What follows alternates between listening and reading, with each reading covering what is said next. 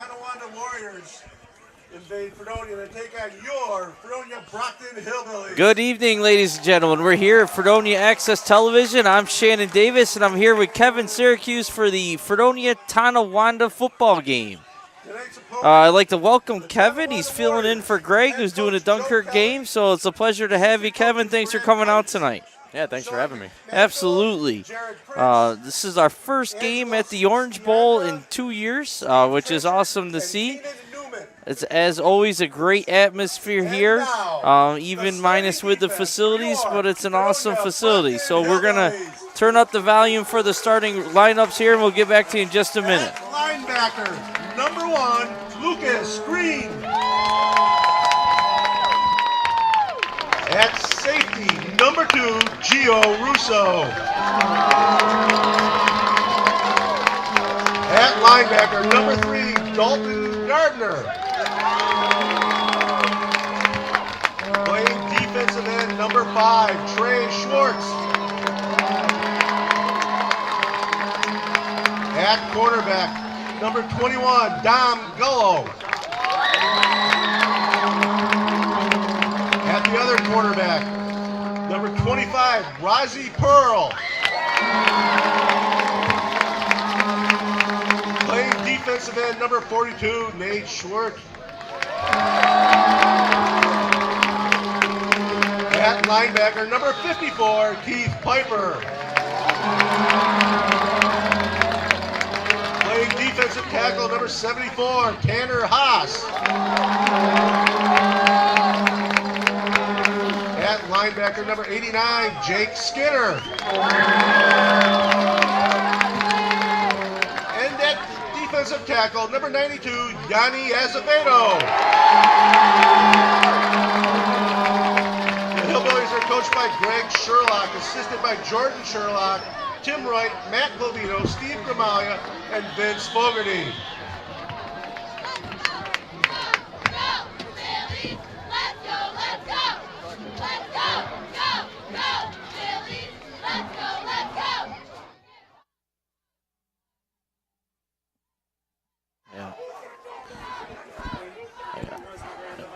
Okay, so you heard the starting lineups for Fredonia.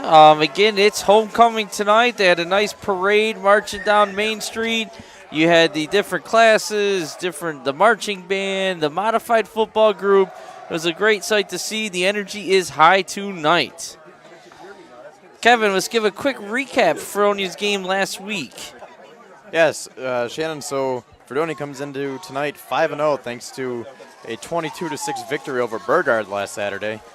They were down 6-0 heading into the second half, and that's when... Okay, we'll have a quick break for the national anthem. Zabrowski sings our national anthem.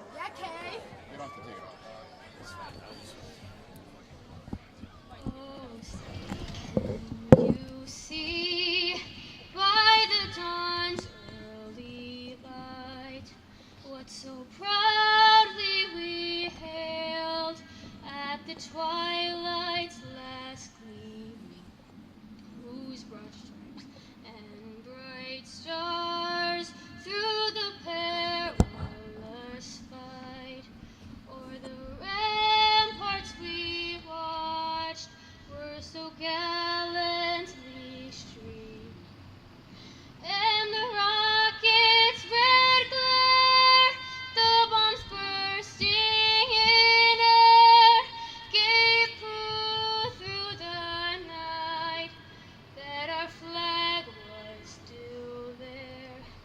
Oh, say does that star-spangled banner yet wave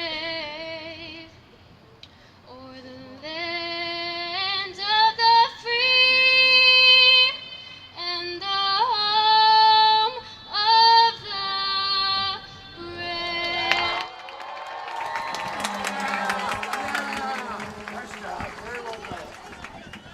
It's a beautiful job for the national anthem. It's always great to see some of the young students coming out here and showcasing their talent and representing and honoring our great country. So that's awesome to see.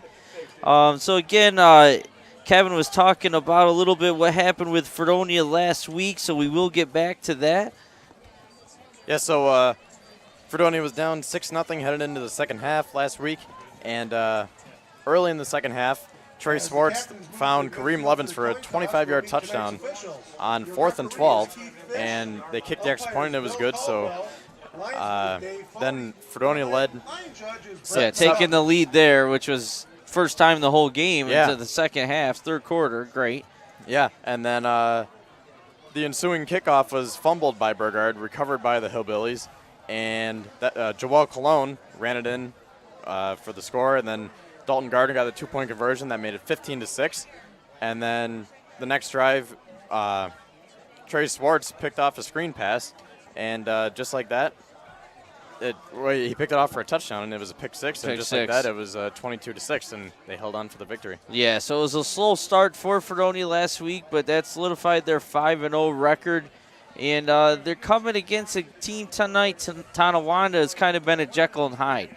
They've had some great games. They lost a nail-biter against Dunkirk, who is also undefeated, co-first place with Fredonia heading into next week if both teams hang on this week. And they lost the last-second game to them, but then they also lose a game against a team like Eden, who we've seen against Dunkirk and Fredonia and weren't very strong. So it'll be interesting to see what team comes out tonight against Fredonia Hillbillies here in homecoming night. Yeah, it should be a good game. Tonawanda is 2-3 overall, and this is a huge game. You know, the crowd's pumped up here. The stadium's looking good, so both teams should come out fired up, and we should have ourselves a good one. Yeah, absolutely. I mean, hopefully, you have Dunkirk's also at home tonight, playing against Burgard, and Fredonia's home. Both teams are undefeated, tied for division lead. Hopefully, neither Fredonia or Dunkirk look past their opponents tonight to next week and come through the victories, and we'll have a great game here next week for first place rivalries, crosstown rivalries, so we're hoping to see that too. So we're getting ready for the opening kickoff.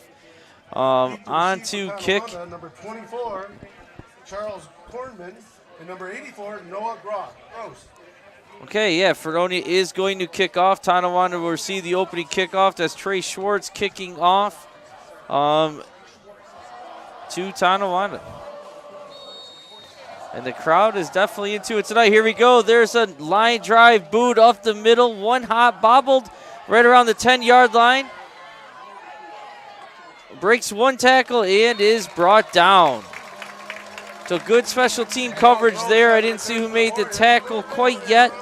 But Tonawanda will start deep right around their own 30-yard line, their first possession.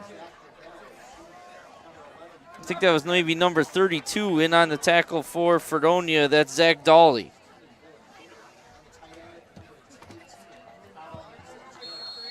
Actually, yeah, be at the 22-yard line. First down and 10 for Tonawanda.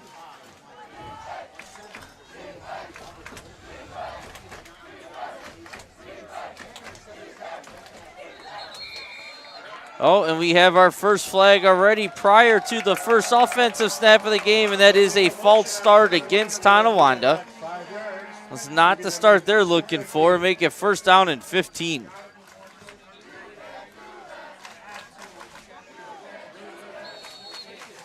Now, Shannon, the grounds crew did a really nice job of fixing up this field, considering.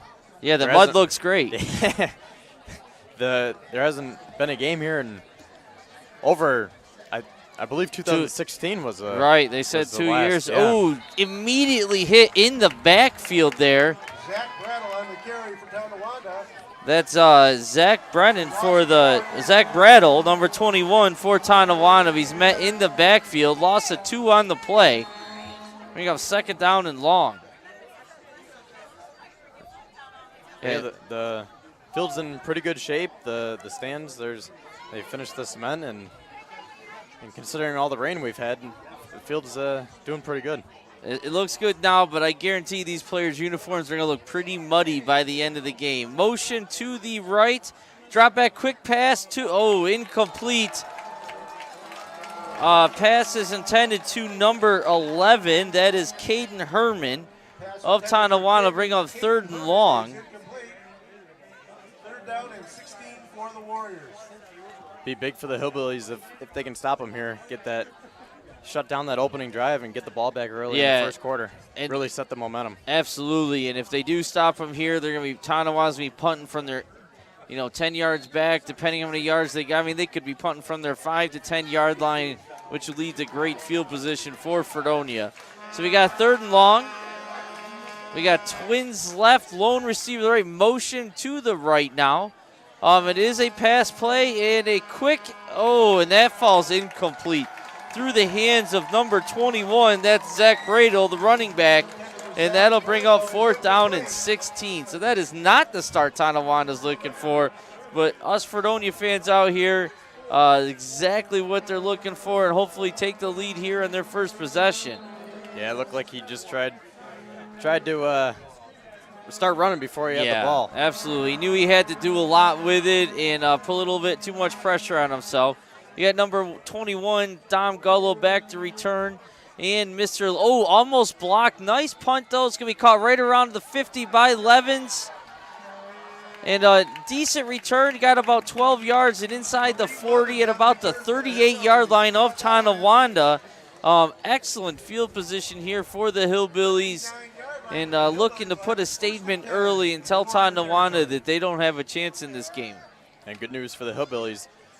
Their main running back, Joel Colon, is out on the field after he's been battling some injuries the last couple of weeks. Absolutely. So. He went out after a strong start against the Casadega team. It's Casadega Faulkner, which was a great from behind win a couple weeks ago for Fredonia. Played very limited snaps the last week or two, and he's back out there for snap 1 in a power I formation. Who do they go to? Right to Joel. Nice big hole on the left side of the line. Gain of about 8 on 1st down. Good start.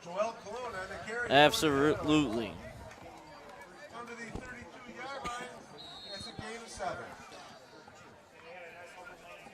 Yeah, and Cologne's got that great speed, and when he gets going, he's really tough to bring down. Your 2nd down and 3, it's the exact start that Fredonia is looking for here, and they're hoping to gain the lead here early.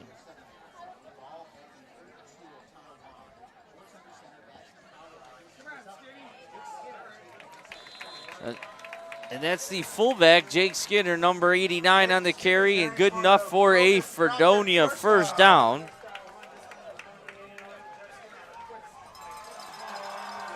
Well, 2 plays and first down. Absolutely. So definitely, they're on the right track of the start that they intended. Yep. And until they stop it, you got to imagine the Fredonia is going to be handing the ball off a lot here. They're not going to get ahead of themselves. Nothing fancy, in my opinion. They're going to want to establish this line of scrimmage. And there it is once again. Same hole. That's Joel Colon for a big gain from the 29. And another Fredonia 1st down, getting up to about the 13-yard line.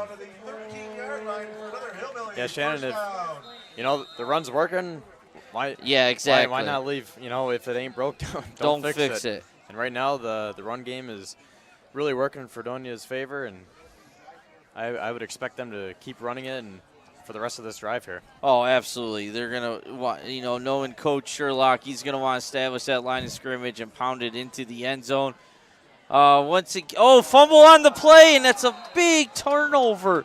In the only other game we have done for Fredonia this year, we saw a lot of that against Casadega. They had 3-4 unforced errors, as we were calling them that week, where they're causing fumbles on their own, and that's their first big mistake here, just a fumbled handoff there. Yeah, I was going to say, we saw in that Casadega-Faulkner game. Absolutely.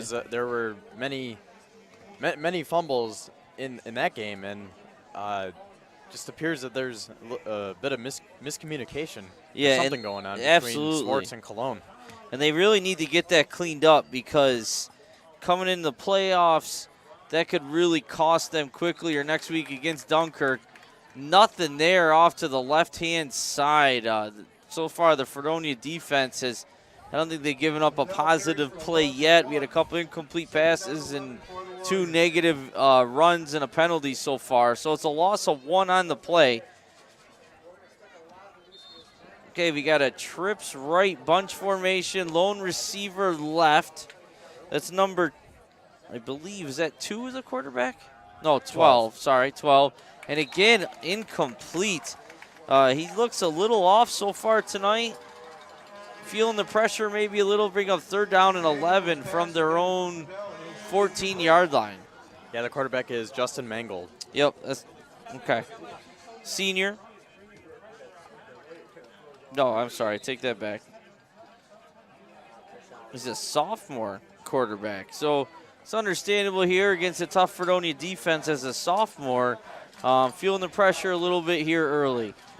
Maybe a little bit of early game jitters. Absolutely. Trips right, lone receiver left. Going with the run play, trying to get some yards back. That's a nice open field tackle by who else? Number 89, Jake Skinner. And you're going to hear his name a lot. He's an impressive junior linebacker, Fredonia, 2-year starter already. And you want to learn how to play linebacker, Jake Skinner's a good guy to watch. So bring up 4th and about 5. Ball at the 20. You got Dom Gullo and Levins back to return once again. That's Kareem Levins, number 10. 21, Dom Gullo. Standing right just inside the 50 this time. Low line drive punt.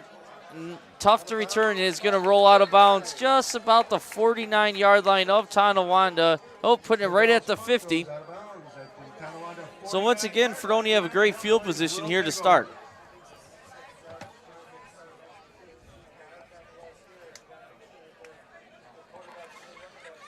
Yeah, Shannon, you were saying how Skinner is the main linebacker for the Hillbillies. He's also the tight end and the fullback, so a very versatile player. And like you said, he's only a junior. Yeah, he's. I've been watching him play a long time for going up through midgets, and the man loves football. He was here last Saturday helping out the midget team, and here he is lining up fullback here in front of Cologne, leading this play. Nice block, huge hole left side. Oh, there is a flag though at the 30, almost to the 20. It is going to be against Fredonia. I'm not sure what that initial signal was. Official said personal foul. Might have been a hit to the head. I'm not sure, but that's going to take away a 25-yard run for Cologne, and if it's a 15-yarder, it's going to push him back to the 35-yard line. And even worse news for the Hillbillies, Cologne came limping off the field as he is limping up and down the sidelines now. So two bad things that came from that play. Absolutely. That's the last thing you want to see for this game and leading into next week. And let's see, they're marching off the penalty, and it is going to be 35, and he's still going back to the 33-yard line. So that's a 17-yard penalty. And if you take away the 25 yards they gained on that run play, that's a, what do you see, 25, 17, 35, 42-yard flop of yardage there. So that is not the start. I mean, Fredonia's had 2 great opportunities to score. First they fumble. Now they get a penalty and a loss of right now their star running back. So let's see who's going to step up and how Fredonia might respond. You don't have a lot. 1st and 27, you don't see a lot on the scoreboard. So we're in a power I formation, 1 receiver right.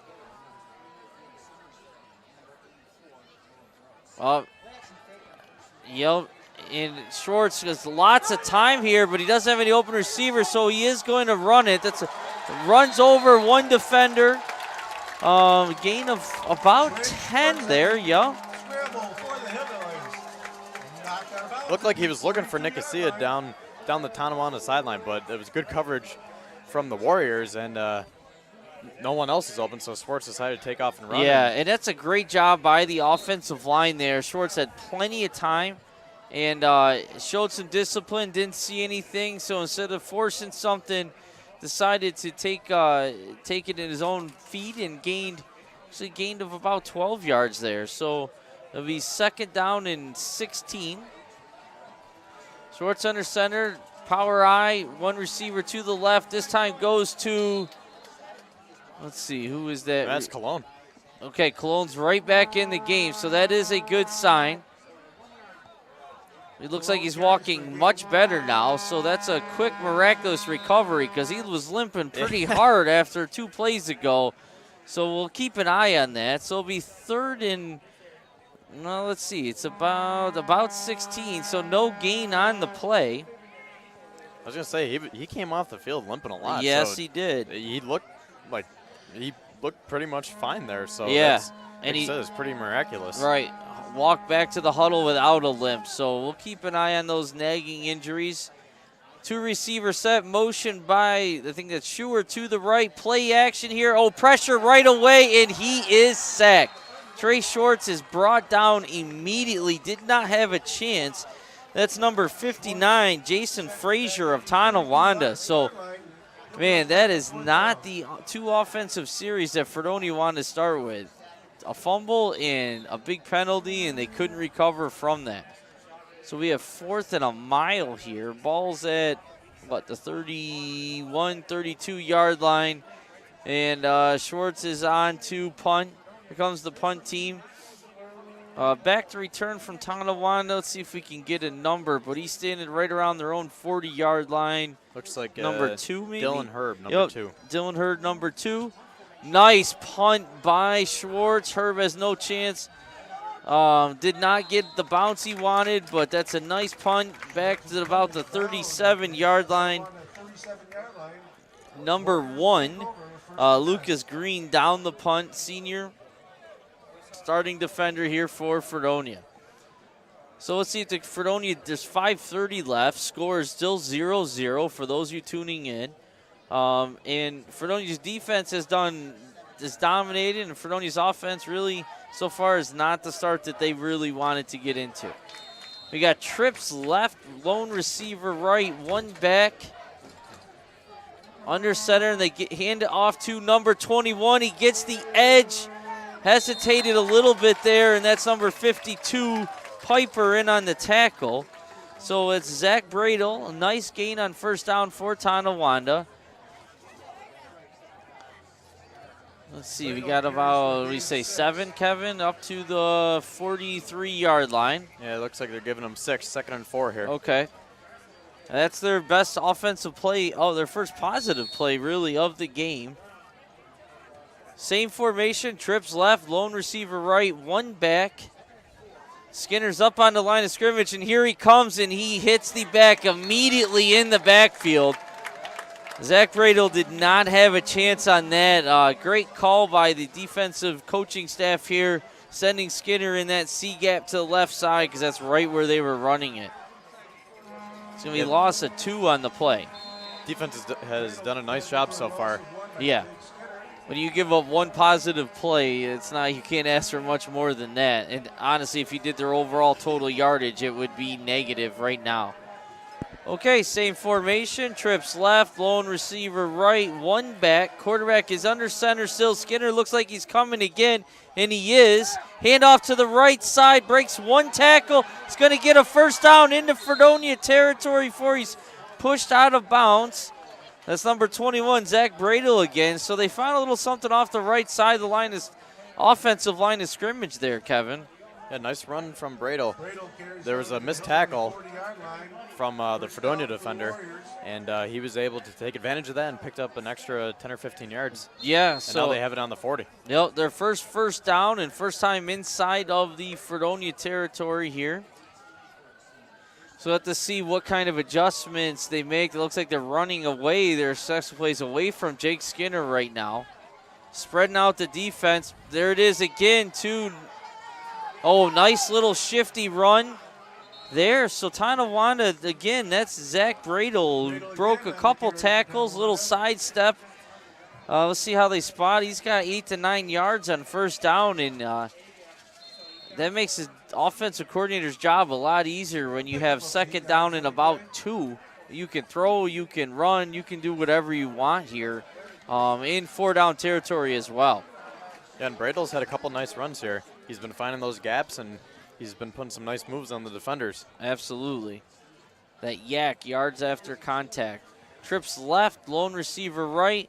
Once again, too, Brado cuts up the middle, and it looks like, depending on the spot, I think he is going to have a first down right around the 30-yard line. And he does. Actually, that was number 11, Caden Herman. Okay. Oh, there is a flag. Let's see. Ooh, personal foul block below the chop block, illegal chop block. Maybe it was probably high-low combination there. And that's a big mistake by Tonawanda. They would have had a first down. It'll be about that's a personal foul. It's going to be a 15-yard penalty, I would think, here. And the last thing you want if you're Tonawanda is a Fredonia defense teeing off on you. Yeah, because like we were saying in the pregame, Shannon, the defense was key in last week's game, forcing many turnovers and really propelling them to that win. Yeah, and the Fredonia defense has been the strength of their team all year, really, here. Oh, here comes Skinner once again. They run away from this time, but he is met by, looks like, yep, that is Trey Schwartz. Tackled him for about a 5-yard loss. Nobody was fooled on that play. So where we come from having a first down at about the 30-yard line, they're going to be third down close to midfield now, third and about 17. So, again, both teams have been hurt by offensive penalties so far. There's 3:08 remaining. The clock's running in the first quarter. Score is still 0-0. Tonawanda once again is doing this trips right bunch formation. Lone receiver to the left. Oh, no, they're giving it to Bradle. Nice run. Oh, breaks a tackle. Oh, he just steps out of bounds. Again, he was going to be stopped for about a 2-yard gain there, and he ended up getting another 7 yards after that. So nice run by Bradle. It's going to be going about, okay, he spotted back closer to 39. From this side, looked like it's closer to 35. Tonawanda will punt. They are going to punt here, okay.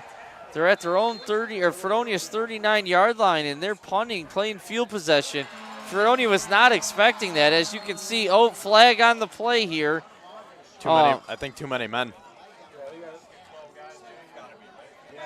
Yeah. I think there's like 12 or 13 Yeah, out there right they now. were. Fredonia's defense was definitely up. Too many men. I mean, they were expecting a punt there, which I don't blame them. I was too. And last second, they realized that Tonawanda was punting. They tried to get their punt return team on the field, and they got caught. Now, if you're Tonawanda, I mean, how do you not go for it here? It's third. They're on the 34. It's fourth and about 3. I mean, I know you're afraid of the Fredonia defense, but what do you got to lose? You might as well. Absolutely. You're on the little bit past the 35-yard line. Yeah. You might as well.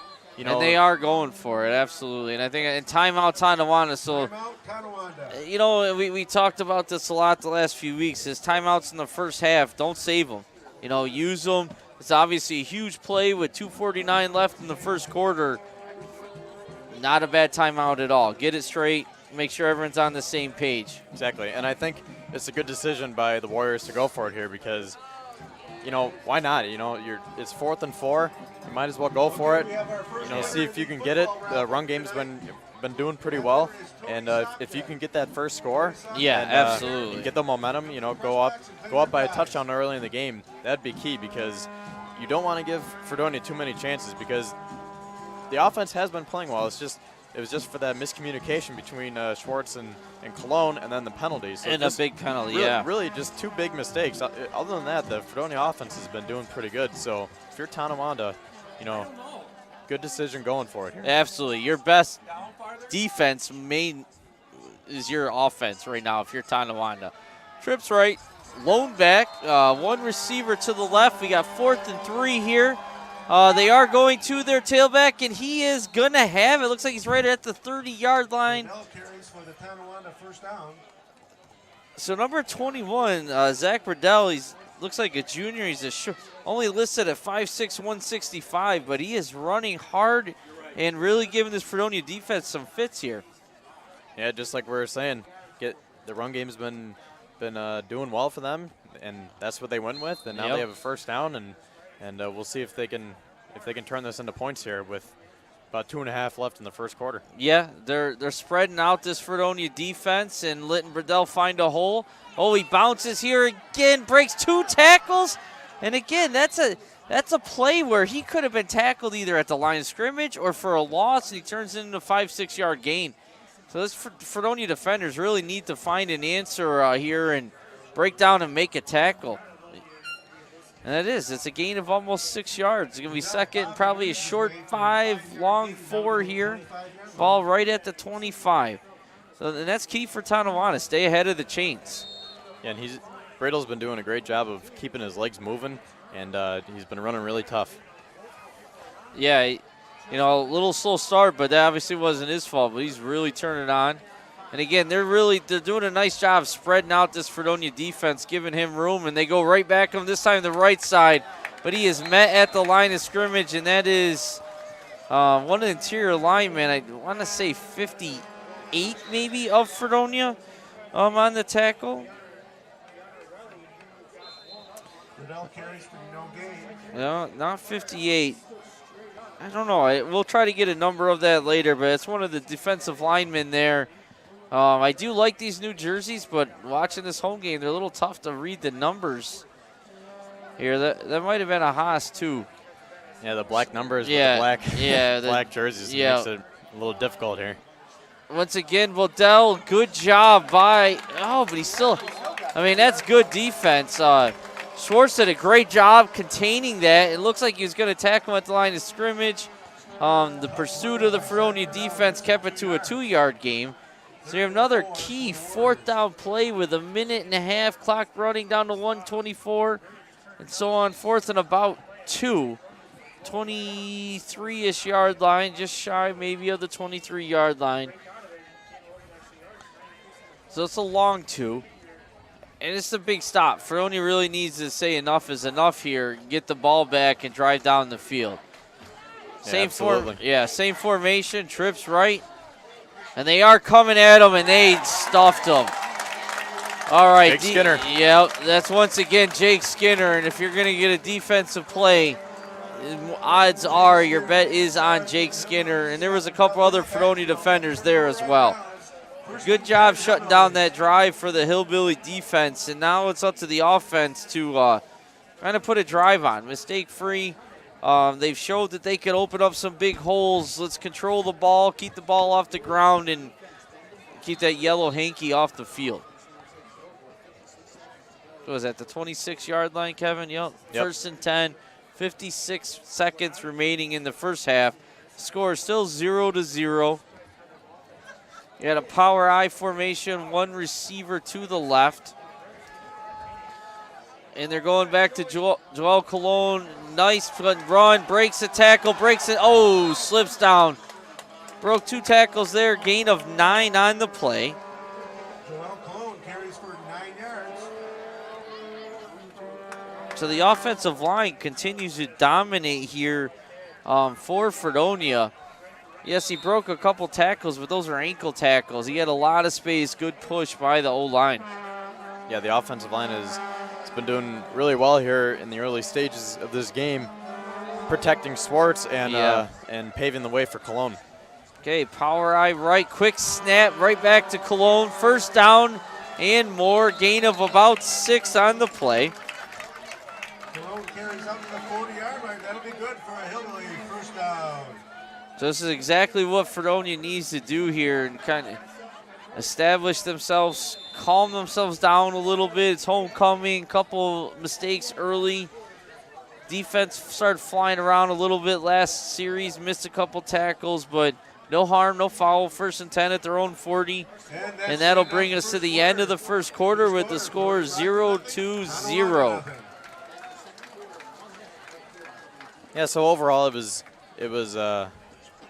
an okay first quarter. You know, there were some good things, there were some bad things. I think there was a lot of jitters from each side.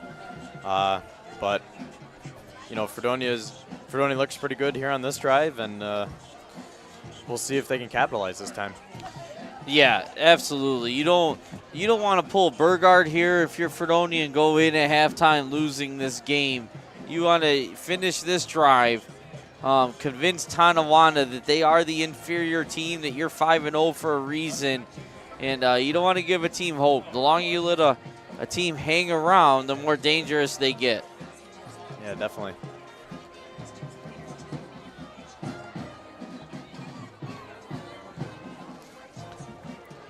And taking a quick look at what Tonawanda's done earlier this season, they lost to Burgard in their first game of the year. Then they lost to Dunkirk. They beat Newfane. They beat Alden, and then last week they lost to Eden North Collins. So they are 2-3, and like we were just saying, you know, just like Fredonia, they've done some good things. They've also done some bad things. So yeah, absolutely, and you know, and they really did give a very, very strong Dunkirk team, by far their biggest scare of the season. And Cleckley scored late into that game. It was a late 20, 30-yard run to clinch the game in the last under a minute left in the game. So Tonawanda can be dangerous here, but they also obviously is prone to mistakes and getting beat up a little bit. Going right back to Cologne, starts second quarter, breaks one tackle, gain of 5 yards. And there is nothing wrong with that at all. You gain 5 yards of carry, you're never punting. yeah, the score of the Tonawanda Dunker game, they lost 24-22. So it was a very, very hard-fought, tough game. Yeah, and they were winning the whole game too. Yeah. You know, and that's what good teams do. We saw it a couple weeks ago with Fredonia against Casadega.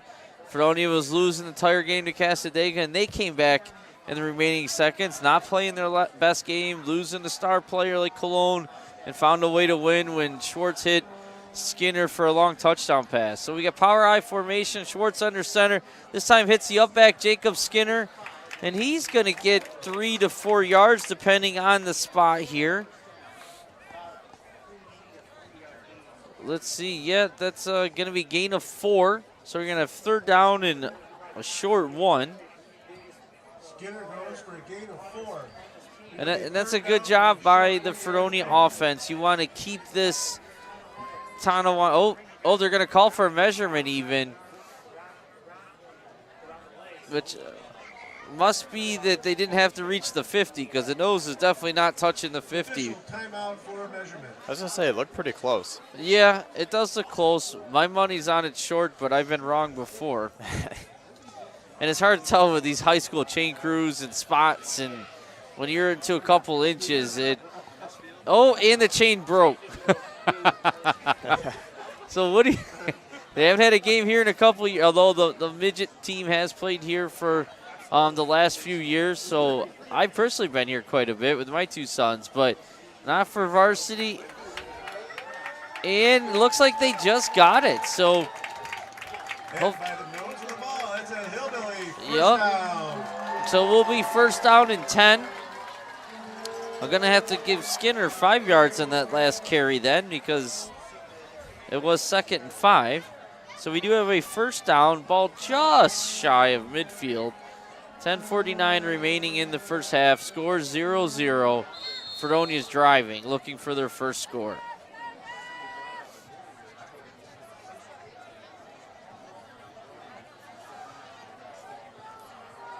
Fredonia has not gone away from this power I formation, showing blitz, backs off, give to Cologne. Nice lead block, still on his feet, but that's a nice job by the Tonawanda defense, stringing that out, and backsides actually got to him on the tackle. Yeah, they knew that was coming. They had, I believe, there was 6 guys up in the front there, so yeah, they knew the run was coming. I mean, if you're Tonawanda defense, what else are you going to expect here? And I mean, if you don't stop the run, you're not going to have a chance. So they're obviously crowding the line of scrimmage, challenging or daring Fredonia to throw the ball here or do something to the outside. They haven't done either one yet so far in the first half. Power I left, 2 tight ends set. Schwartz under center, give to Cologne. He's met immediately. Another, falls forward for probably about 2 on the play. So that's a much better job by the Tonawanda defense here on the last 2 plays. Maybe a gain of 3. No, it's gain. I'll make that a gain of 3. So I'll make it 3rd and 5. So who breaks first here? Is Fredonia going to try something different, or are they going to keep trying to pound it? Power I. One receiver. Oh, yeah, that looks like it's going to be offsides at Tonawanda. Schwartz went to the hard count there. On the backside end, looks like he might have got his nose over that line of scrimmage into the neutral zone. Let's see what the officials say. And it is offsides versus Tonawanda. And that's got to, he's going to put it out to the 45 or 40-yard line, which would be a first down, and it is. The penalty will give the Hillbillies a 1st and 10 from the Tonawanda 40-yard line. Penalties are killers. Oh, yeah, and we've seen that this game for both teams. Yeah, I was going to say that it killed Fredonia's last drive, and now it helped Fredonia on this. It killed Tonawanda too. They had a nice drive going too. Yeah, it killed their defensive stance. Yep. So now here we go. First down for Fredonia on Tonawanda's 40-yard line. Power I. Schwartz this time give it to the up back. That is number 2 Gio Russo of Fredonia. Gio Russo, his first carry. He's been used primarily as a lead blocker here. Not the typical fullback lead blocker. Russo's only listed at about 145 pounds. But obviously it's signs of his toughness. He's lined up at fullback, lead blocking, and getting a dive carry, gaining about 6. So good job by that young man. 2nd down and 4. Power I. Handoff to Joel. And he's not going to have the first down. Gain of 2 to 3 yards, depending on the spot. So another 3rd down for Fredonia. Yeah, I'm going to say gain of about 2 here, Kevin. No, if I were Fredonia, I would almost think about trying to pass here. I don't know if I don't think Schwartz has attempted to pass yet, but no, absolutely has not. He dropped back once and ran it. Yeah, and he ended up running down that one. But Tonawanda knows that they're going to run. They're doing a better job each and every time of closing those gaps. So if I were Fredonia, take a shot, and it's 4th and 2 if you don't get it. Yeah. But no, they're going back to the up back here. Oh, let's see if he got forward progress. Oh, that's Dalton Gardner in for Joel at the tailback position. Sophomore. No, sorry, junior this year.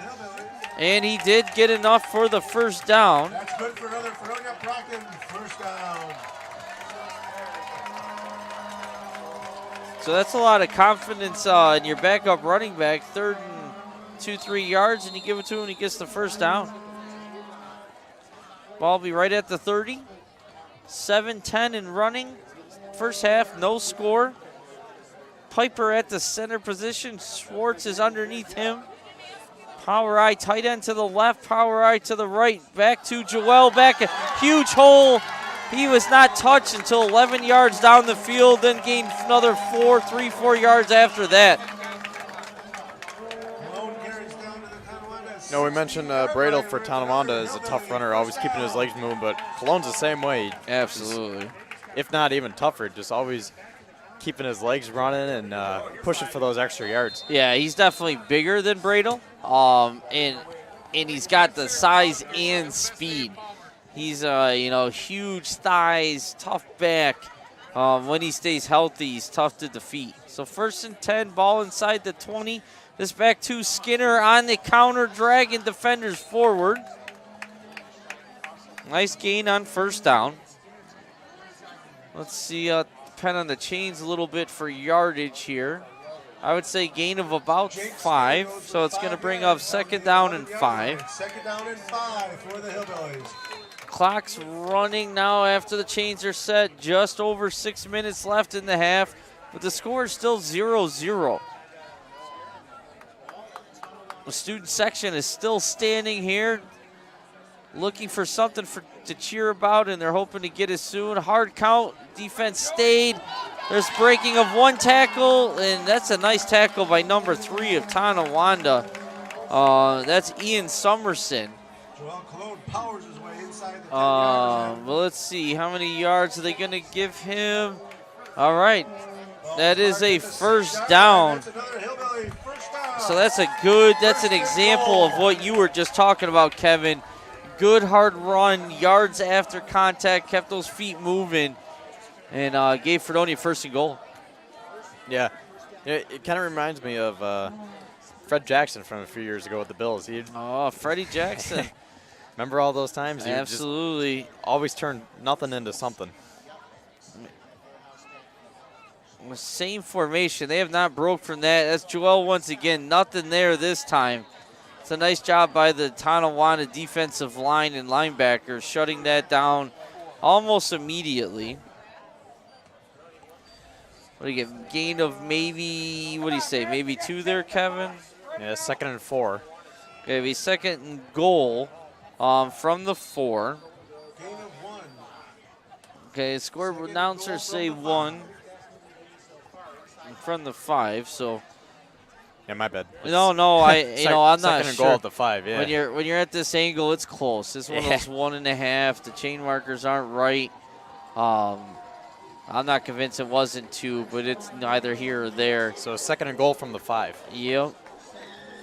Schwartz under center. This time a sweep. First really outside run. He's got Russo in front, cuts, and he is into the end zone. That's Joel Cologne for the 5-yard touchdown run with 4:27 remaining in the first half, making the score Fredonia 6, Tonawanda 0. Extra point attempt to follow. That's a good play call from Fredonia, because time after time we've seen all these different formations with runs up the middle. Yeah. It was a nice job giving Cologne the pitch, and he was able to turn the corner and All right, put a couple moves on the defenders. Who's kicking here for Fredonia? That's one of their linemen. Schwartz is holding. Snap high. Great job getting it down, and the kick is good. That is number 68, I believe, if I can read that correctly. Nick Putcher. And Nick Putcher, that's Nick Putcher, the tackle, making the extra point, making the score Fredonia 7, Tonawanda 0, 4:27 remaining in the half. I didn't know he could kick. I did not. We haven't seen nearly as many games from Fredonia and Dunkirk this year, just with the schedule and the field situations and so on. Dunkirk always goes for 2. And the Casadega game, Fredonia tend to go for 2 also. But it's a nice little extra weapon to have. And the drive that Fredonia needed. The 60-yard drive from their own 40, they needed that statement. Oh, yeah, definitely. Because now with just a little under 4.5 here to go in the first half, if they can get a stop here on defense, get another score and go up by 2 touchdowns, that'd be huge. Absolutely, especially after actually, it was a great start. 3 and out, negative yardage, started driving, then they fumbled on their own. Tonawanda didn't even cause it. And then they had penalties on their next drive and gave Tonawanda some hope. So, yeah, they're definitely hoping to shut this down. Schwartz is on to kickoff. You got number 84, Tonawanda deep. That's Noah Gross. And is that 14 or 24 on the other side? Looks like maybe 24, Charles Kornman. Great kick by, over the shoulder catch at about the 7, carrying him back to the 5. And he is met there right about the 22-yard line. Great special teams play. Let's see if we can see who was the first guy there. Man, maybe 26. He was in on the tackle of Fredonia. I'm not sure if he was the first man there, but that's Donovan Epthorpe there in on the tackle as well. I'm going to give these guys credits playing special teams and being there practice after practice, not getting a ton of minutes, but playing a key role. Yeah, that was a great kick from Schwartz and great coverage from the special teams unit. Absolutely. Pin them back. When you start the opponents back at the 20, 23-yard line, shotgun formation, trips right, and they are throwing it. Looking deep, he's got a guy wide open. That's number 20, one man to beat. So we're going from the 23 to the 40-yard line of Fredonia. So we're talking 27, 47-yard pass play. That's quarterback number 12, Justin Mangold, throwing a strike to a wide-open receiver, John Forrester. Gain of 47. There's a coverage breakdown there, Kevin. Yeah, that was a great throw from Mangold, and from Fredonia's side, that was a really good job by Russo to stop him. Because absolutely, he was gone. Oh yeah, he was gone, and he dove and tripped him up down by his ankles. So great throw and great tackle. Absolutely, and great catch. So there's a nice tackle there. They went back to number 21, Bradle, which you're not surprised. It looks like Gardner was in on a gain of about 1, but a nice ankle, low textbook tackle by the junior linebacker there. 2nd down and 9. Just under 3.5 left to go in the second quarter. Tonawanda's looking to even the score here.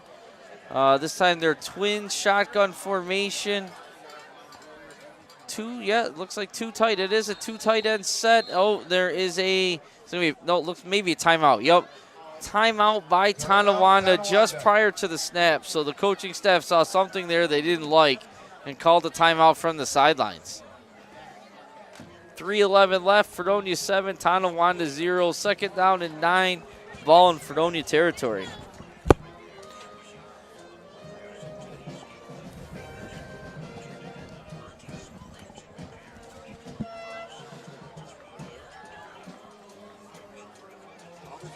So Kevin, we were talking about how, it'd be nice for Fredonia's defense to get a quick stop and get the ball back and score.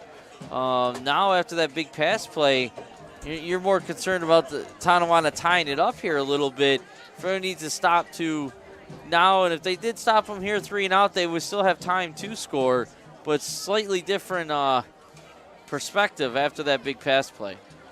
Yeah, like you said, now the focus is preventing them from scoring now that they are inside the 40, and they look pretty good on this drive. So they just got to get back to doing what they've been doing all game and be tough on the defensive side and cover their gaps.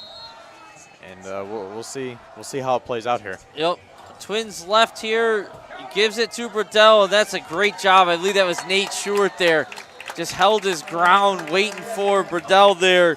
Loss on the play. That's a big, big play by the senior Nate Short, 4-year starter for the Fredonia Hillbillies. Yeah, great play from Short to he's able to blow past his offensive lineman. Yeah, and his blocker and yeah. Is this replay on TV or is this just for me? Okay.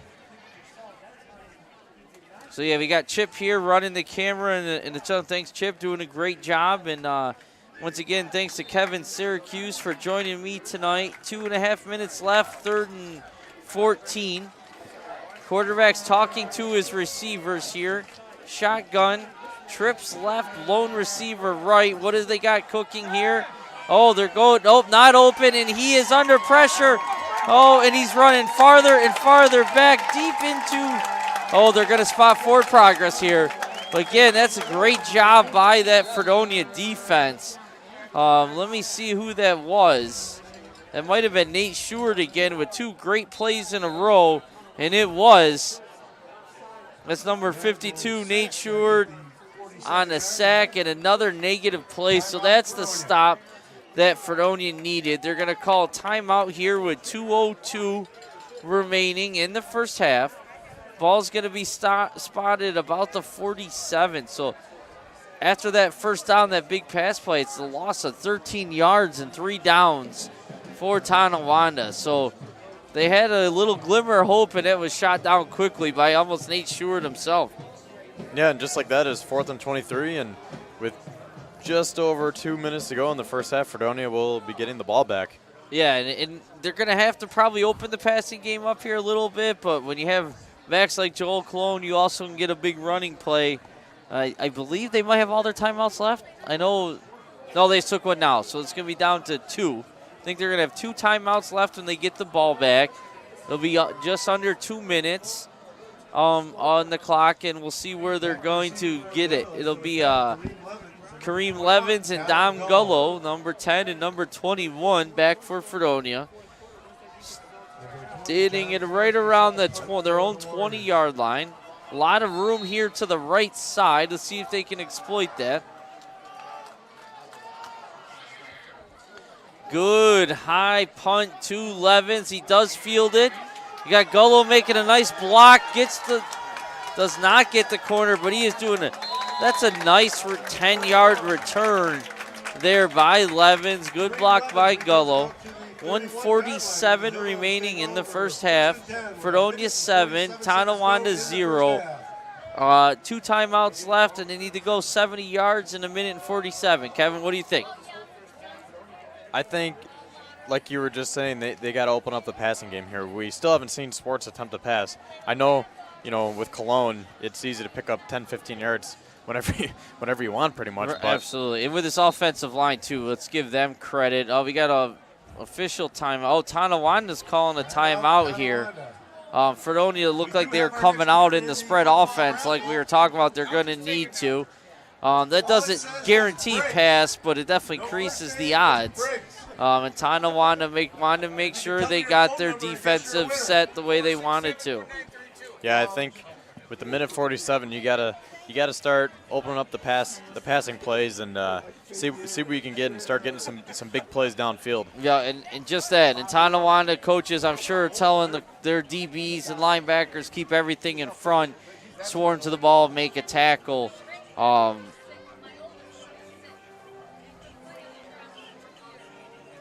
Yeah, we'll see what the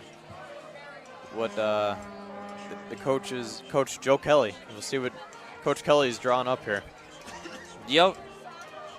And Fredonia's already at the ball. They're chomping on the bits. They would love to get a second score here. And they would get the ball to start the second half, too. So if they could score here and get the ball back, they could do a lot of damage here quick.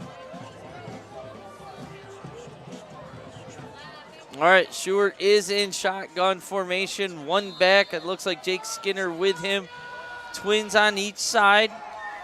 And he is dropping back. The lefty fires it over the middle. Almost intercepted by number 59 of Tonawanda. That's Jason Frazier makes a nice play for the linebacker position. Pass was intended for Kareem Levins.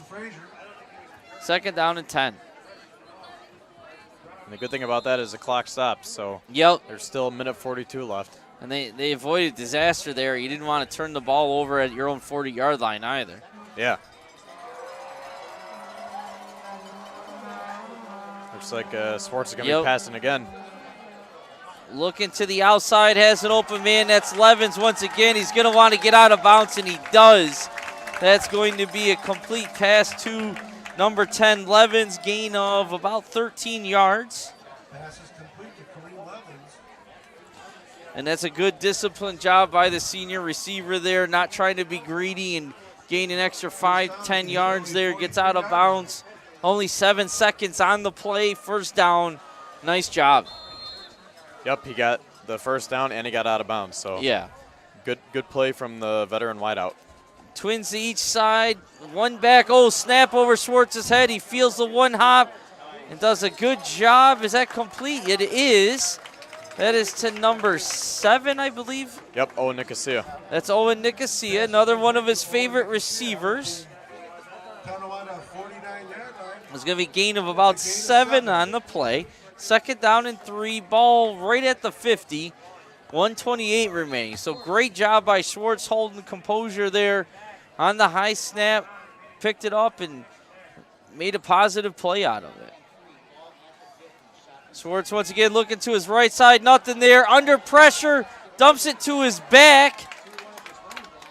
Okay, that's no gain on the play, though. 1:15 left. Clock is running here. Let's see. Going to the line of scrimmage. They're not going to use a timeout. You see the players checking those wristbands.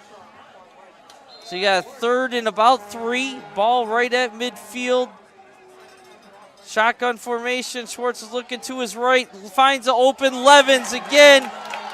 He's not at the 30, 25. Oh, fumble on the play. Oh, if Fredonia gets that back, they had about 5 Tonawanda players there and 1 Fredonia player. Let's see what happens. Tonawanda saying it's their ball, but I'm not sure. Officials aren't sure, but it is. Oh, that is too bad. That is a nice throw and run by Levens. Tried to do a little bit too much, and ball came out. Yeah, that's just a killer. Yeah. Like we were saying, had a good opportunity of going up by 2 scores going into the half, and they were moving the ball down the field. The passing game they started throwing, and the passing game was looking good. And now Tonawanda has the ball back with 45 seconds left. Yeah, and they're not going to want, what are they going to do here? They only got 1 timeout left, 45 seconds. It's going to be, are they going to run the ball here, spreading them out? Number 11's in the backfield, so their star running back is to the right in a bunch formation. They got to be careful here themselves. You don't want to turn the ball back over with 45 seconds left.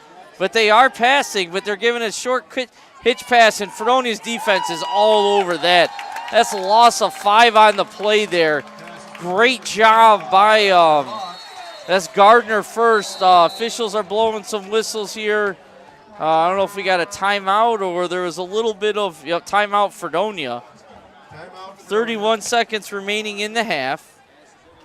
A loss of 5 on the play. Great play by Gardner and the 3 linebacker DBs out there on the right side. Now, I believe Tonawanda is out of timeouts. So I think they have 1. Do they? I think they might have 1 at most. I know I can remember at least 2 in my head.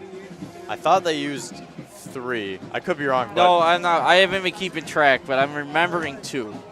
Fredonia just called that one. Yeah, I was going to say either way, Fredonia called a timeout, so that tells me that they're looking to get the ball back. Yeah. It's going to be tough, though, 31 seconds. If I'm Tonawanda, I'm running the ball here. I'm trying to run the clock out.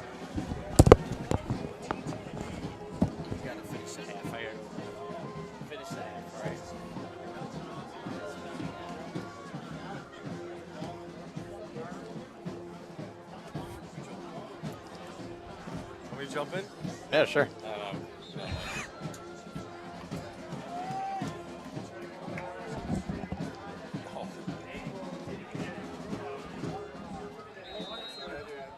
So we will have 2nd and 18 with 31 seconds left. Mangold takes a snap and he keeps it. And runs for a good chunk of yardage. Gets up to the 30. Mangold with a quarterback keeper. And it looks like Fredonia has called another timeout. 30-yard line.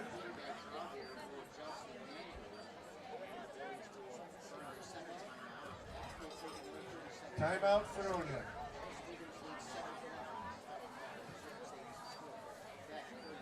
So with 23 seconds left, it is 3rd and 6 for the Warriors. As long as I'm not doing it, that's all right. So I believe Fredonia has 1 timeout left, and it looks like they want the ball back, and they're going to try to score 1 more time before the half.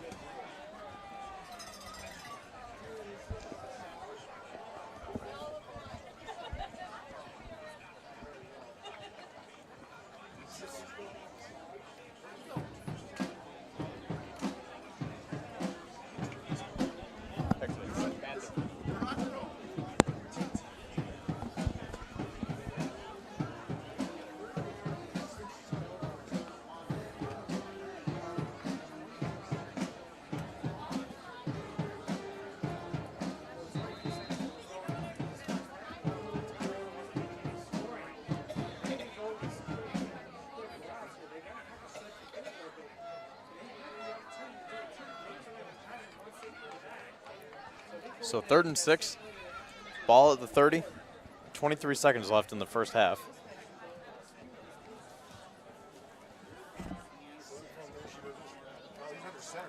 And it looks like Mangold is just going to take a knee, and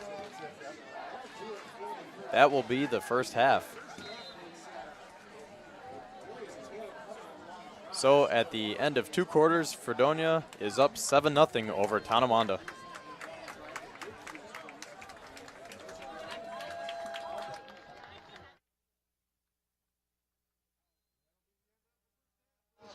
Fredonia Brockton 7, Tonawanda nothing.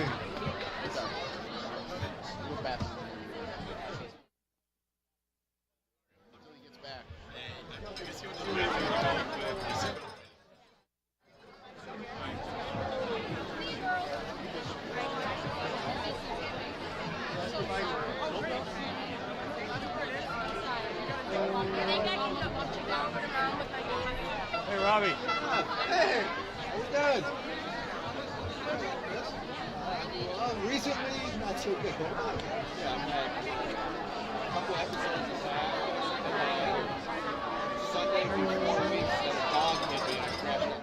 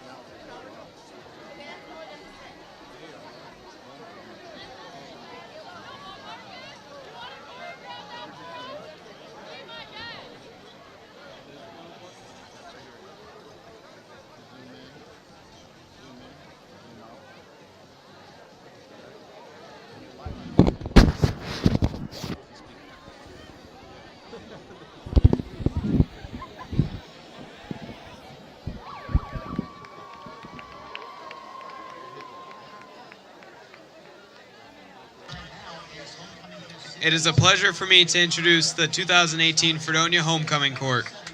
Representing the class of 2022 is freshman queen Suzanne Piper, escorted by freshman king Nick Whitfield.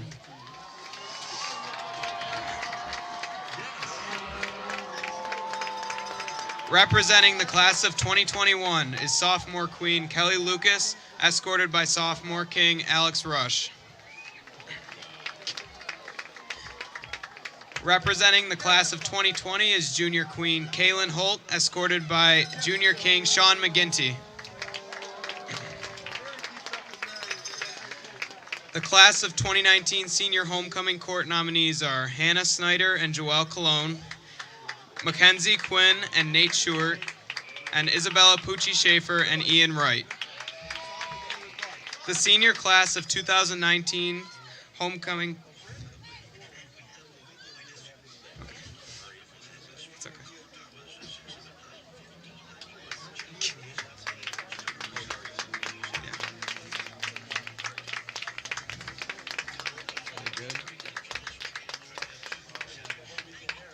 The senior class of 2019's homecoming queen and king are Isabella Pucci Schaefer and Ian Wright.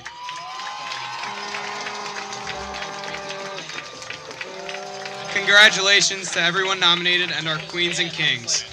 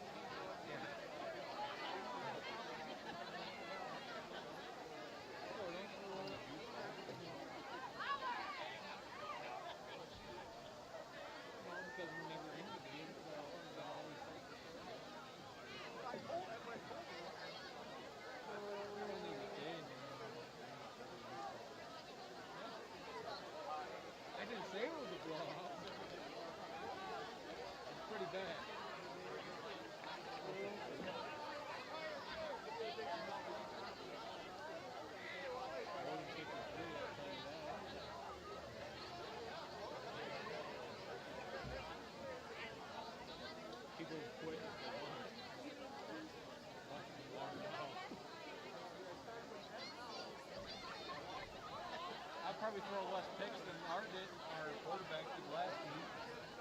4 picks, 6 turnovers last week, and we still lost by 20. I mean, they had like nothing. No, 2 weeks. The first weekend, yeah. First weekend in November.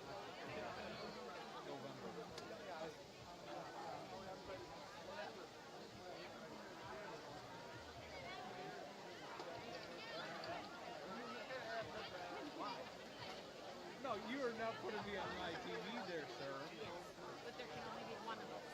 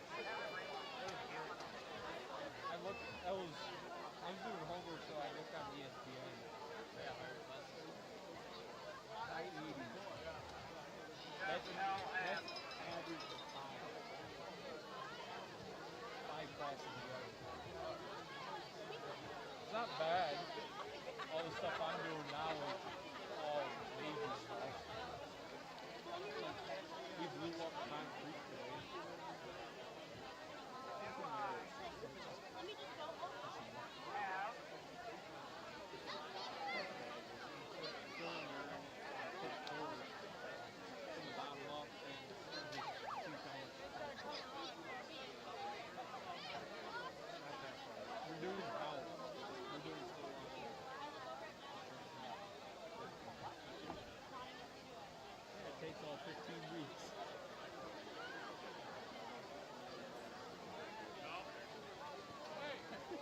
You're still growing up.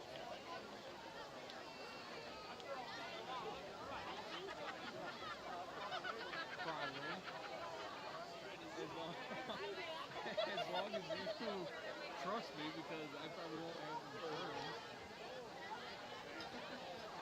That's the point. If I was with a company, maybe it'd be better.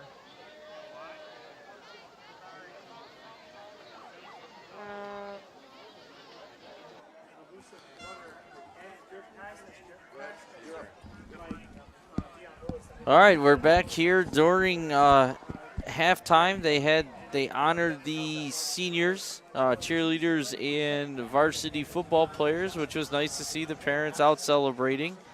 We have a score of 7-0 Fredonia over Tonawanda. Players will be coming out here in a minute to warm up, but in the meantime, Kevin wants to give some baseball analysis here. So we started the baseball playoffs this week. Kevin, what do you think? What's your predictions? I honestly think that the Brewers have what it takes to make it to the World Series from the NL. They just defeated the Rockies, and they are now up 2-0 in the NLDS series.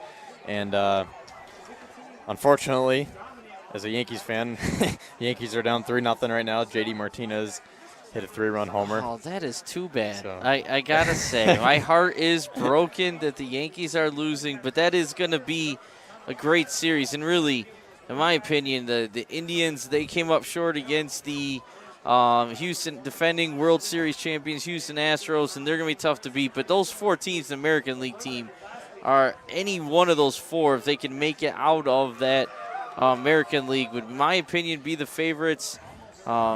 Dodgers are probably the ongoing favorites in the National League, being they've been in the playoffs for 5-6 years in a row now. Most experienced. Absolutely. They got veteran players.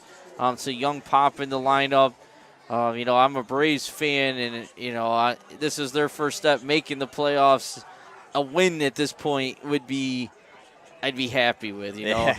I forgot about how stressful it is to watch your team in the baseball playoffs until last night. My son and I were watching the game. It was his really first time watching the Braves. It wasn't so fun. Sometimes it's easier if they're not in it, but you can't expect a lot for a young team like that. So, yeah, personally, the Brewers are tough, but, if I was a betting man and had to put money on, I'd pick the Dodgers. And then the American League, really any four of those teams could make it. You got a lot of pressure on the Red Sox after their regular season. If it goes bad early, that could be tough on them. And defeating a defending champion that added to their pitching staff with Garrett Cole and the Houston Astros, that's going to be tough too. Yeah, the Astros and the Red Sox, they're just so good. Each team, they're just so deep. Their Right. rosters are just so deep and talented. And the Red Sox are 108 wins this year. They're going to be tough to beat in a 7-game series. Yeah, in the next round, 5-game series in this divisional round, and 7 in the next 2. Absolutely, and those teams are they got the pitching, they got the hitting, they got the defense, and that is tough to beat. You got the Yankees with the power. Good bullpen, starting pitching staff is a little bit in question. They're good. Are they good enough to shut down an offense like Red Sox have, or probably Houston in the next round? But Cleveland's no slouch either. They've had a lot of postseason success lately too, so you could see either of those teams doing that or coming up as well. So how did you become a Braves fan, Shannon? Well, you go back to TBS when I was a kid, and they were on the TBS every single day, and I was 5, 6, 7, and Dale Murphy was an amazing back-to-back NL MVP, and ever since then we went some rough times in the late 80s, probably before you were born, Kevin. They were the worst team in the league for years.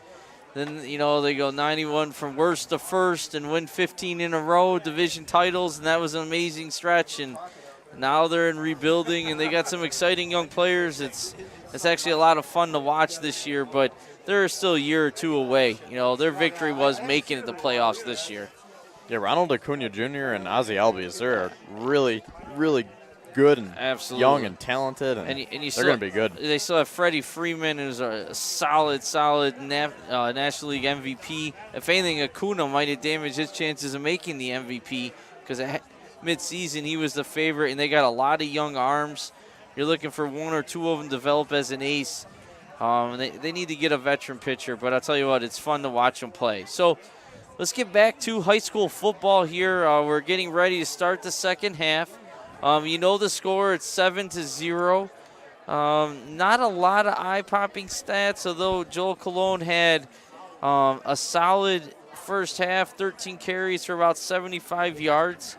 And really, Trey Shorts at the end of the game from not passing, he had 44 yards passing in one drive the second half, really. They had 0 pass attempts there. Levens had a couple catches. You had Skinner who had about 12 yards rushing and a couple others mixing in. But it was definitely Joel Cologne show in that first half. And honestly, got to give huge credit to the offensive line because they did control that line of scrimmage.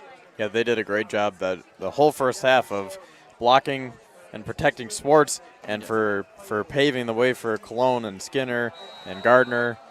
And, yeah, it was good first half for the offensive line and good overall first half for the Hillbillies, too. All right, so Steve's at about the 26-yard line. Who do we have here? That is Parker Rivera. Okay, Parker Rivera, nice eyes there. It's number 19 of Fredonia. He received about the 26, made it to about the 36, so it's a 10-yard return. Overall, though, if I'm the Fredonia coaching staff, I'm not happy right now.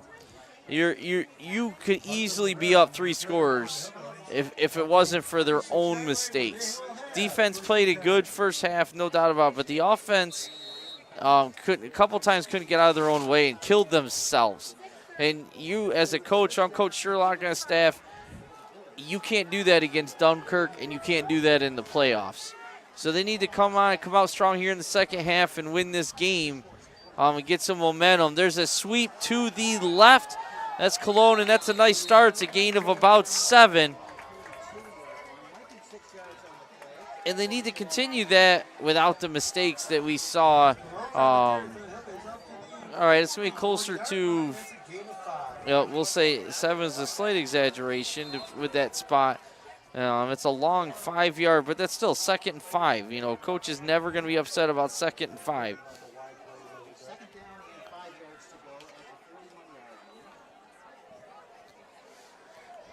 And we haven't, besides the 2-minute drill at the end of the half, they have not broke from this power I formation. 1 tight end, 1 split end. Swartz under center, and right back to Joel. That's his 15th carry of the game. Stopped after a 3-yard gain by number 59 of Tonawanda. That's Jason Frazier, who's had a decent defensive game himself so far. So gain of 2 on the play. 3rd and 3. This is a huge 3rd down. You're in your own territory. You don't want to make a decision. 4th and 1, 2, 3 yards here. Start the first half only up by 1 score to go for it or not. So you really want to get this first down. And yep, they're going back to Cologne. That's a nice push. Breaks 1 tackle. Still going. He's got a man to beat, and he's going to be pushed out of bounds. I think that was number 59 once again. But that's a huge run. He ran from, he's right about the 43-yard line of Fredonia. So we see, we got 17, 27, 37. Another nice run from Cologne. Found those holes, and then had a nice juke at the 45. Yeah. And, now Fredonia has the ball at the, looks like the 17-yard line. 17-yard line. It was a gain of 41 on the play and 3rd and 3. Right back to that formation. This time pitch to the right. Lead blockers. That's a nice tackle. But that's another gain of right around 4 or 5 yards on first down.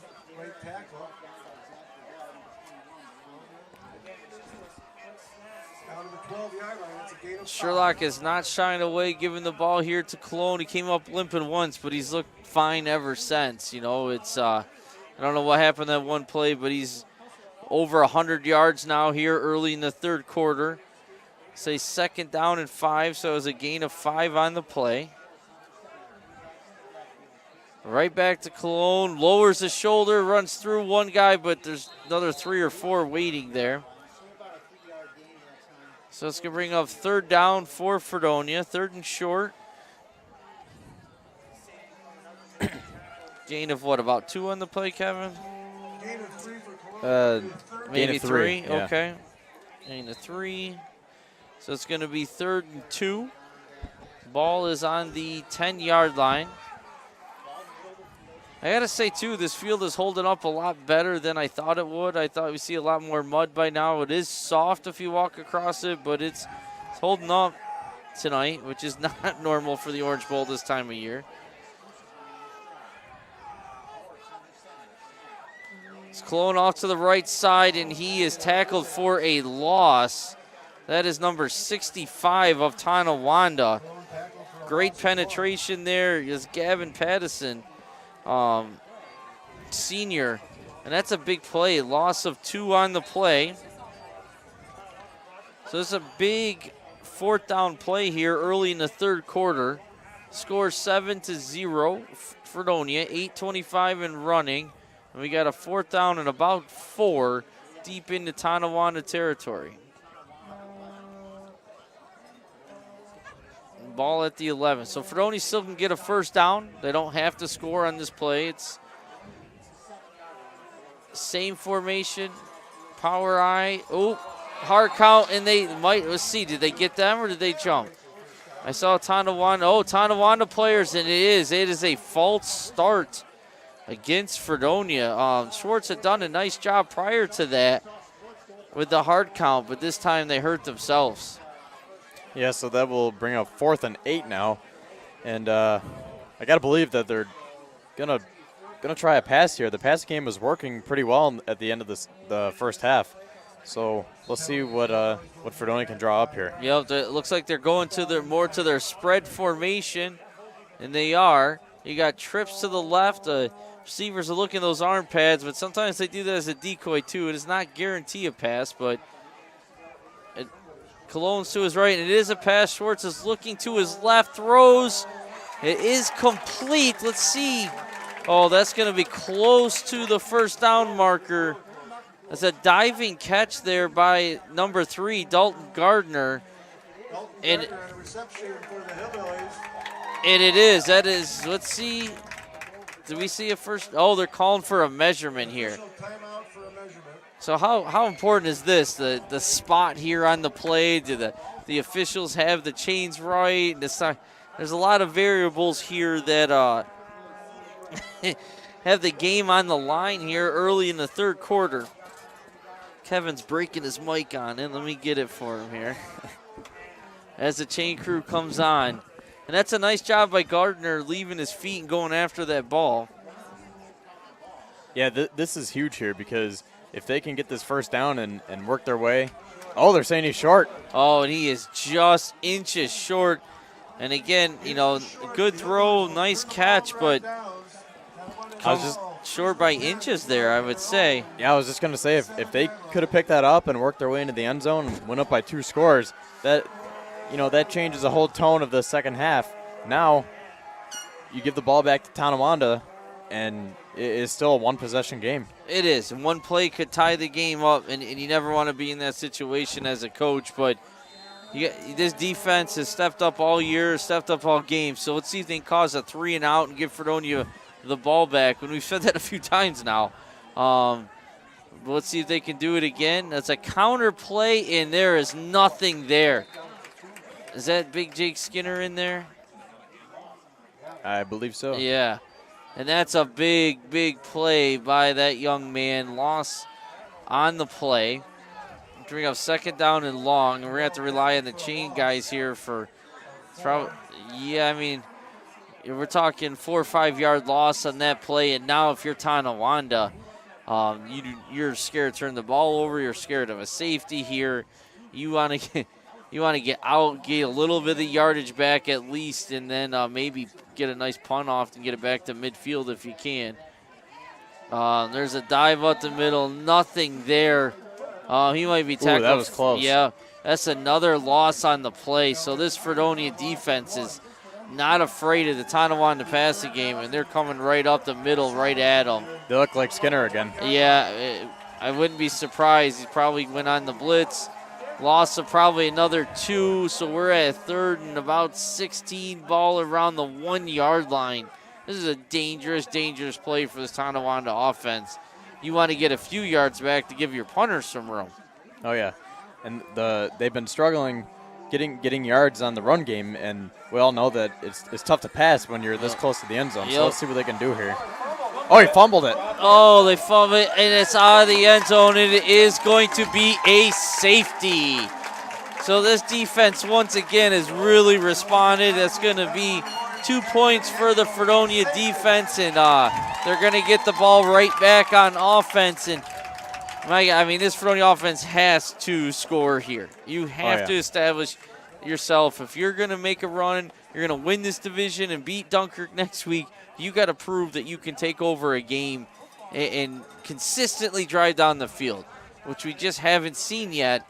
Been solid, been good, but they make mistakes, and they got to avoid those. But if they do not score here, they are up by 2 possessions now, and that is key. Yeah, and absolutely. If the defense keeps playing as well as they have, there shouldn't be too much to worry about for Fredonia. But at the same time, like you said, in this game. But at the same time, it'd be nice to see them. If you're a Fredonia fan, it'd be nice to see them drive down the field and have a nice drive here and get some more points on the board. Yes, absolutely. And what I mean by this, like, establish yourself. I'm not just talking about for this game. I'm talking about next week and then playoffs, because they have aspirations. They want to win the division. They want to, go far and make it to the Ralph, and who knows, in playoffs. But this offense has to get it together a little bit more if that's a real possibility, in my opinion. See, and we're kicking off, and they're kicking off back from their own 20-yard line after the safety. So you're going to have great field position here, too. You got the returners, I believe it's Gullo, and I know it's Levins back on the return. Staying at your own 40. You're usually back around your own 10, 20-yard line on a kickoff. Oh, moving up to the 45 now even. So they're going to punt it instead of kicking off, which you have that option on a safety. And that's a nice punt. That's a booming punt. Over Levins' head, bounces. Levins picks it up as his own 30. So that's a nice job by the punter. He got it out to about the 37. So good job by Tonawanda's special teams. That's about the best they could have hoped for in that situation as far as field position. Yeah, that was a great punt. Yeah. It turned out to be a bad decision by Levins and Gullo to move up 5 yards. Apparently they should have moved back. Yeah, well, and, they're probably thinking kickoff a little bit. The coaching staff did move them up, so don't blame them on them. And odds are you don't see a lot of punts like that in varsity football yet. So here we go. Let's see what the Fredonia offense can get started. And again, there's no variation of formation. They're not fooling anyone on what they're going to do. It's sweep to the left. You got nice block out in front. Gain of, we're going to say, 6 to 7 yards on the sweep play here. That's Joel Cologne. Down at the 45-yard line after a gain of 6. And if you look at their first down plays and the success they've had on first down, you'd think they'd have 3 or 4, at least 3 scores by now. Because usually when you're second and short all the time, you go down the field and score. But they only have 1. Yeah, and again, that's good job of Tonawanda each time. They know what's coming. They know they're like right there. Yeah. I think he might have got the first on that, but or actually I think he's short. But Tonawanda knows that Fredonia likes to run, and that's why it's important. They gotta change it up a little bit. The passing game was working at the end of the first half. They gotta mix in a couple passing plays with those run plays. You can still be run heavy. But, Absolutely. get a few passes in, mix it up a little bit, get the defense, on their toes a little bit. Absolutely, and if it's one of the differences we notice out. Sweep to the right, and we'll get back to nice cut up the middle. That's a nice lead block, and it will be a first down. Cologne takes, there is a flag, though. There is a flag in the backfield, so that's interesting. Usually a flag in a run play you're going to find. Holding. Don't move yet, Chase. Oh, there's another mistake. We've got a first down in Tonawanda territory, and you're going to have a holding penalty against Fredonia. Wherever it was, it's going to be a 10-yard penalty from the spot of the foul. But again, that's another big mistake. And now Let's it's see going to be where third and 11. depending on where they spot. No, it's going to be a little less because it was downfield. They're marching off from the 52, so it's going to be at the 42. So it's going to be about third because it's a spot foul, so the holding penalty was downfield a little bit. So they march it off from the 48 in Tonawanda territory. So it's only a 6 or 7 yard penalty. So 3rd and 6. Yeah, but you lost. And here's Schwartz in the shotgun. passing game. Lots of time. Looking, going deep. Has a man, Jake Skinner, and it is complete. Breaks one tackle, brought down the second. So, again, that's a great job by Trey Schwartz in the offensive line. And nice catch by Jake Skinner downfield. So we were at the, 43. And there you go. Get a few passing plays in, and those are the type of things that'll happen. There'll be, things will start to open up downfield. 37. So you're talking 37. It's about a 42-yard completion for Schwartz. And, yeah, I can't agree with you more.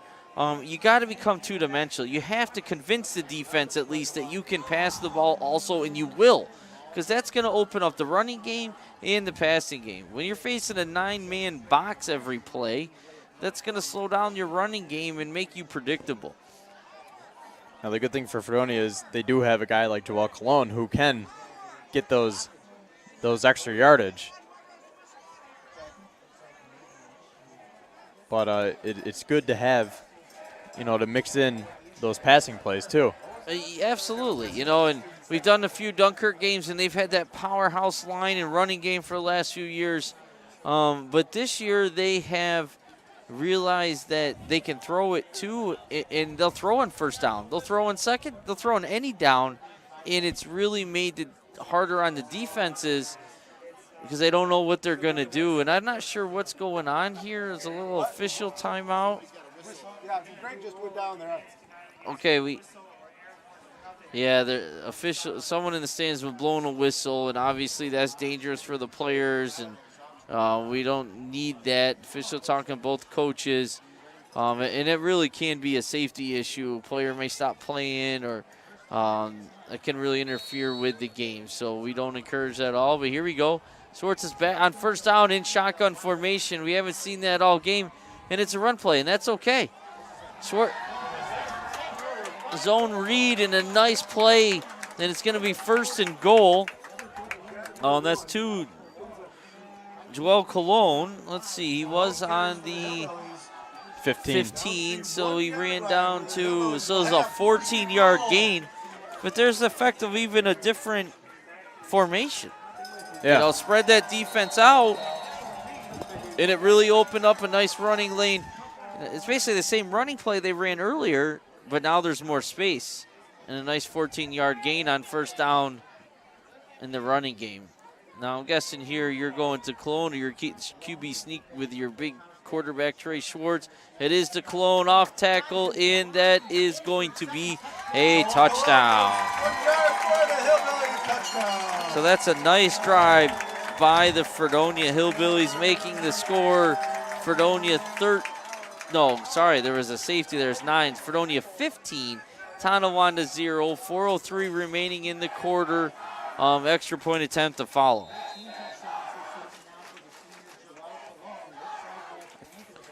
Thought they were going to try going for 2, but it looks like they are going to kick it. Yep, the tee's being thrown out to the holder there. That's Trey Schwartz. Help me on the kicker's name. Is 62, right? 68, Nick Putcher, the left tackle. Okay, thank you. 68, Nick Putcher, tackle on the kick. Good for that young man. Let's see, snap is down, the kick is up, and he got all of that one. Over the fence into the woods, and the extra point attempt is good. Nice kick by Nick Putcher, making the score Fredonia 16, Tonawanda 0. So it's a safety, 2 touchdowns, 2 extra points, 4:03 remaining in the third quarter.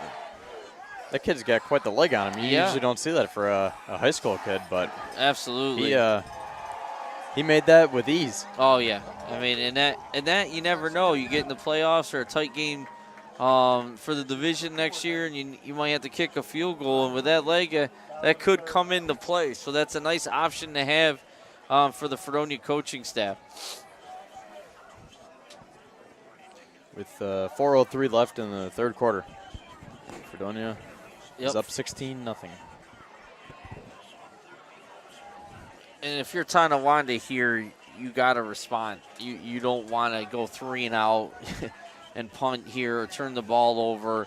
Even if you don't score, you got to get a few first downs, flip the field, take some of this momentum away from Fredonia, because if you don't, you could be down by 3 scores, 3 touchdowns here real quick. Yeah, if you're Tonawanda, you definitely need to get some points here. Can't go another 3 and out. No. Schwartz is on to kick. Oh, short, high kick, fielded about. Oh, fumbled, and it is recovered by Fredonia. I'm not sure. I don't think that was planned, the short, high kick, but it definitely worked out in their favor. That is number 25. Oh, Zach Dolly. Oh, Zach Dolly on the fumble recovery. All right, great. Number 32. All right, good job, Zach. That's a good young man there, newer to football. We played a couple years now, I believe, and that's a big play. That was not an easy fumble. That ball was coming at him hot, and he caught it. It wasn't like he jumped on the ground. So good for him and good for the Hillbillies. Great field position at the Tonawanda 30-yard line. And the Fredonia coach staff's sticking with this spread offense. And I like the move. You got to be a little bit more diverse. So we have shotgun. Cologne to Schwartz is right. And Schwartz is going to, option pass here. Got time, look out from behind. Throws it, interception. Yeah, and wow. Schwartz got drilled as he went to throw it, which definitely affected the pass play. And similar to the fumble, it just ended up in the bread basket of one of Tonawanda's defenders. I didn't catch the number. See if I can get it on the replay here and give him some credit, but wow. Yeah, he was, he was trying to throw, and as a defender came and was hitting him, it caused a very short pass and made for an easy interception. Right, and it was from his blind side. I mean, he had a lot of time. Sometimes as a quarterback, your clock has to either got to get rid of it or just go and run and take what's there. But he tried to show patience. He just waited too long. So we have I think the ball almost came out there. Bounce to the outside. That's number 21. Breaks a couple tackles. And so that young man has impressed me. Zach Bradell on the carry. And again, there wasn't a lot there, and he created something out of nothing on first down. Yeah, another nice run from Bradell.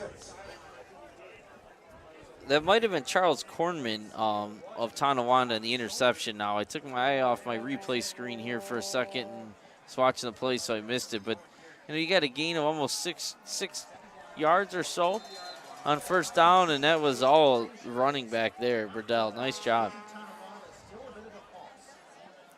Just over 3.5 left in the third, so if you're Tonawanda, you gotta get a good drive here and turn it play into action some points. pass going deep. Good coverage on the play, though. Fredonia's secondary was not confused or surprised or caught off guard at all. That's number 1 of Fredonia, Lucas Green. And that is excellent coverage. I like the call. You got 2nd and 4. play action, try to catch Fredonia sleeping and hit a big play for the touchdown, and Green was not fooled. Good job. Yeah, good coverage from the senior defensive back. Absolutely. All right, so now we have 3rd and 4. Tonawanda, again, you don't want to punt the ball back to the Fredonia offense here, so you're looking at, you got a bunch of 3 receivers right, hand off to Riddell, and that's a good job by that defensive front. Nothing there, swarm to the ball. That's textbook defense, and that is 21 Zach Riddell, and he tried to do his shake and bake, and he just couldn't get away. And on comes the punt team and the punt return team. So good job by Fredonia's defense after all of that to not get too discouraged or caught up in the chaos with 2 kind of crazy plays in a row and shut them down once again. You got Dom Gullo and Levins back to return, giving the punter a little bit more respect here, just inside their own 40. All right.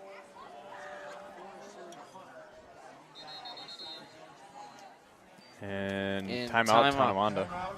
Tonawanda. And you don't want, if you're a coach, you're frustrated there because you don't want to waste a timeout down by a couple scores already, 2:45 in the 3rd quarter. If you have any chance to win, you might need those at the end of the game. And I'm guessing that's a personnel issue. Someone on the punt team didn't go on or wasn't lined up right. So you had to waste one there. Yeah, definitely. You never want to waste a timeout for a special teams play or, for a punt or something. That's, like you said, if the game gets close in the end and you need that timeout, and, it's not there anymore, that's huge. Yeah, it's one thing in the first half, second half, you're just either way, you got to hang on them if you need them. You don't want to make a mental error and force you to take one. It's okay, following timeout, it's 4th and 3, long 3 here. Punt team is on. They're at their own, Tonawanda's at their own 30-yard line. You got Dom Gullo and Kareem Levins back at their own 40-yard line for the return. Another high booming punt. Oh, and okay. Gullo came up, and it would have been a tough catch. Tonawanda defenders all around him, so he let it drop, and you lose about 14 yards there. But I got to tell you, I'd rather have that than him try to catch it and fumble it there. Oh, yeah, because with 5 of the Warriors defenders coming right at him, you do not want to touch that. Just get away from it, and hopefully it takes a bounce in your favor. But, good job by Levins to not try to do too much either. Yep. Yeah, exactly. I mean, if you've never done punt return, it's a very difficult thing. I've done it, and it kind of stinks because you're standing there waiting, and guys are running down the field ready to clean your clock, and everyone's staring at you. You drop the ball. It's not an easy thing. Schwartz drop extra pass. A lot of time again. Looks over the middle. That's a great leaping catch. Breaking tackles deep into. Still going. Down to almost the 35-yard line. Let's see who that was. That was Parker That's Rivera. Parker Rivera, and that young man got up to catch that ball. That was an impressive leaping hand catch. That ball in his hands there. I love to see that as a former receiver too. It looked like he wanted to go to Nicosia, who was cutting from the left across the field, but good thing Parker Rivera was there because I don't know if he intended to go to Rivera or to Nicosia, but either way, Rivera made the nice catch, and he got a lot of yards after the catch. Right back to Cologne, out of the spread formation. Nice gain on first down. So let's see. We're getting behind in my stats here. Maybe they should slow it back down. What was I saying?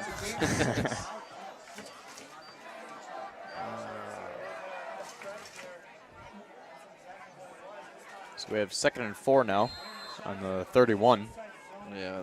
Thanks, Kevin, as I get caught up here. It was right around a 30-yard completion, and then a 6-yard run for Cologne. Staying in the shotgun, you got trips right, lone receiver to the left. And Schwartz is throwing once again. He's going deep. He is fortunate there. Number 84 of Tonawanda was right there, and easily Noah Gross really should have probably intercepted that ball and fell incomplete. I think it was Dalton Gardner was the intended receiver. Schwartz has played a good game, but if I would say anything, it's either if it's not there, tuck and run or throw it away. And he's made that mistake a couple times now. It cost him once, and he got lucky there that it didn't cost him again. Yeah, when you're up 16-0, well, anytime, you got to protect the ball, but especially when you're up 16-0, you can't be, just tossing the ball around here and there. Yeah. Oh, huge hole to the left side. Cologne hasn't been touched yet. Oh, he slips down inside the 20, but that's going to be more than enough for a Fredonia first down. This left side of the line has dominated this game. Most of the yards have come on running plays to the left. Great job.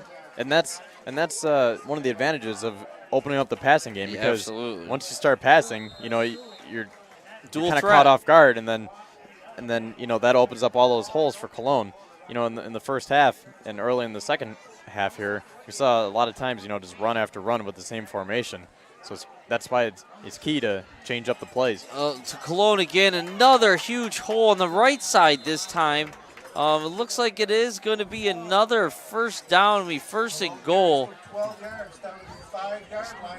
So that just proves your point once again, Kevin. You got a gain of 15 and a gain of 11 on first down run plays now because the field's a little bit more open. So nothing wrong with that. So we have first and goal, ball right around the 5-yard line. About 34 seconds, clock's running in the first half.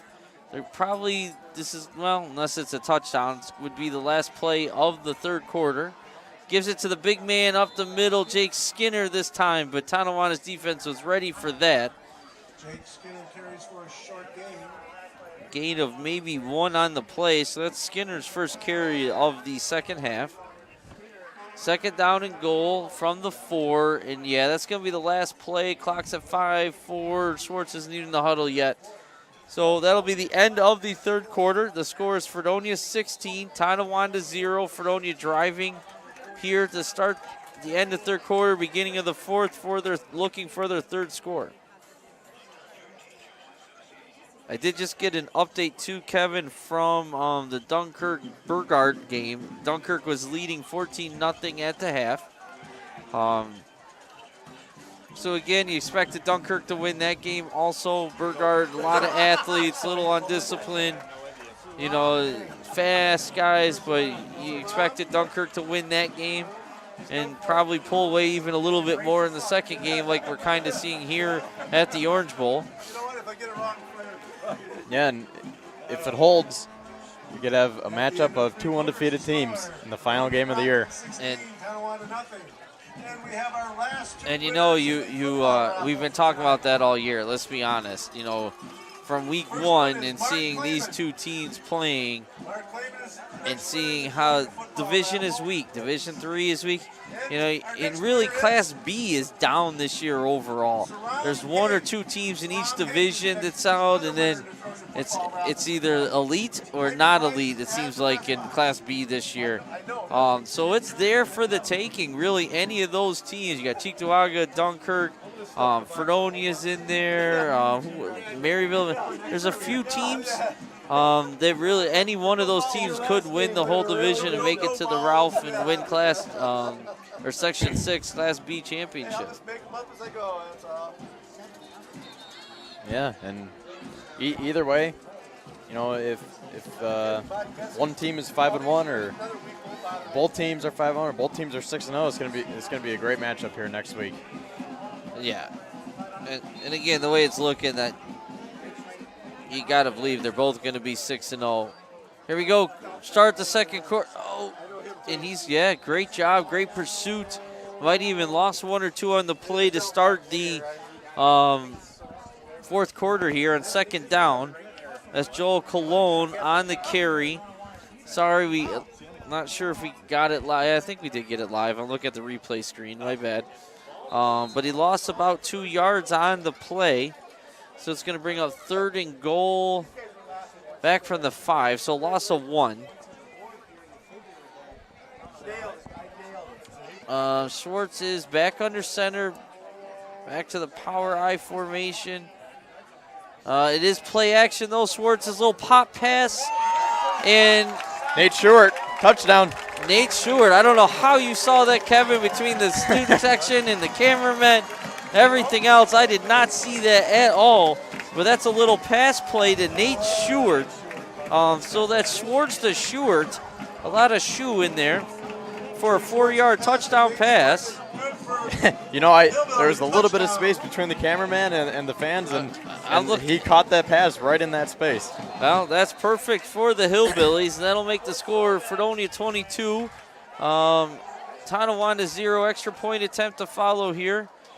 And let's see how he gets a hold. This would be nice to see if he gets another good kickoff, and he does not. Solid contact, just pulled a little to the left, so the extra point attempt is no good. So the score will remain Fredonia 22, Tonawanda 0, 11-12 remaining in regulation.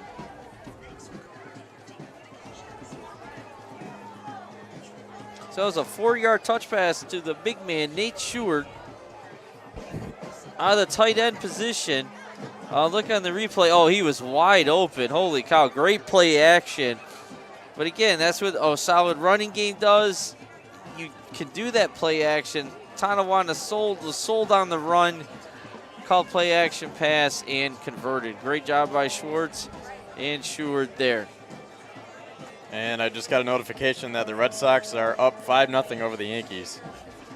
Do you need a hug? Kevin's here wearing... Just game one. It's just game one. Yankees shirt, Yankees hat. We can tape over that if you need us to. Just let me know. It'll be all right. Yankees Braves World Series. Yankees Braves. Don't remind me of the 90s. Don't remind me of those 2 in a row in the 90s. So 11-12 remaining, 22-0. Schwartz is on 2, kick it off. Nice booming kick to back to about the 5. It is fumbled into the end zone. Okay, it is going to be a touchback once it reached the end zone. That's a great kick by Trey Schwartz. So it'll be Tonawanda is going to be pinned back in their own side of the field, their own 20 here. In a high school game, that is not good field position by any means. Another really nice kickoff from Trey Schwartz. Yeah, we've seen a lot of nice punts and kickoffs by both teams today. And, you know, you get those deep kicks, field's a little soft and slippery. It's hard to catch and return those, no doubt about it. Tonawanda's got to get something going here if they expect any chance to come back. They're down by 3 scores, 11 minutes remaining, deep in their own end zone. They need to stop the bleeding and get a drive going on their own here. Sweep to the, reverse play here. Oh, and you know what? That's a nice job by Nate Stewart staying home. Forcing an attempted cut up by, that's number 3. Ian Summerson tried to cut up in that mud, and there's no chance there. Loss of 3 on the play, 2nd down and 13, ball at about the 17-yard line of Tonawanda. Not a bad play call there, trying to use Fredonia's energy and a pursuit against them, but Stewart stayed home, did a great job. Yeah. And now Mangold's in the shotgun, so. Yep. Trips right, Twins left, empty backfield, going deep down the sideline. Oh, that is an excellent, excellent job. That's the sophomore, Super Dom Gullo, knocking the play away, going stride for the intended receiver, number 16. That's Dylan Carey, intended receiver, but great job. That was a great defensive play. There's a flag, too, on the play. Stewart doesn't look happy. I wonder if it's roughing the passer. I'll take a look at the replay here for my perspective. You can't see it and let you know what I think about it. But once again, it is personal foul, roughing the passer. I'm guessing it's Stewart, but I really don't know that. I just looking at his own reaction. But that's a big mistake. It would have been second or third and long for Tonawanda deep in their own territory. Now it's going to be 1st and 10. Let me see. I'm about to watch the replay right now. Oh, geez, I'm all the way back in the reverse in the replay. I'll try to keep my eye on it. See if I can catch who did it. Motion to the right. That's Burdell once again slipping the first tackle and making a nice cut. And that young man, I don't care what the final score is, he's done a great job running the ball tonight. Yeah, he's had a lot of nice runs. He's been doing a good job of finding those gaps and juking out his defenders. Yeah, I mean, again, he's listed at 5'6", 165. So knowing what coaches do, he's probably closer to 5'4", 150. And you can't get a hold of him. They just can't get a hold of him. Yeah, I was just looking at the replay now. It was close. It was Nate Stewart on the hit. It wasn't real late. Oh, QB sneak. Wide open. One man to beat, and he doesn't beat him. But that's a first down for Tonawanda. That's number 2 of Fredonia. Gio Russo making a touchdown-saving tackle on a QB sneak. Nice play call from the Warriors. Yeah. Definitely caught Fredonia off guard there. Yeah, and you know, we have seen like Skinner and the other linebackers going out more lined up in the C gap or so on the blitz play. And the defensive or the Tonawanda staff caught that and ran a QB sneak, quick hitter, and there was no one home. Twins left, back under center, motion to the right. Going back to Burdell, and nothing there again. Stewart. Yeah, Stewart has done a really, really nice job out at that end position. Not only keeping the containment, but then making the tackle. You young defensive ends, outside linebackers out there, that's a textbook play. So it's loss of about 3. 2nd down and 13. Ball right about the 48-yard line of Fredonia.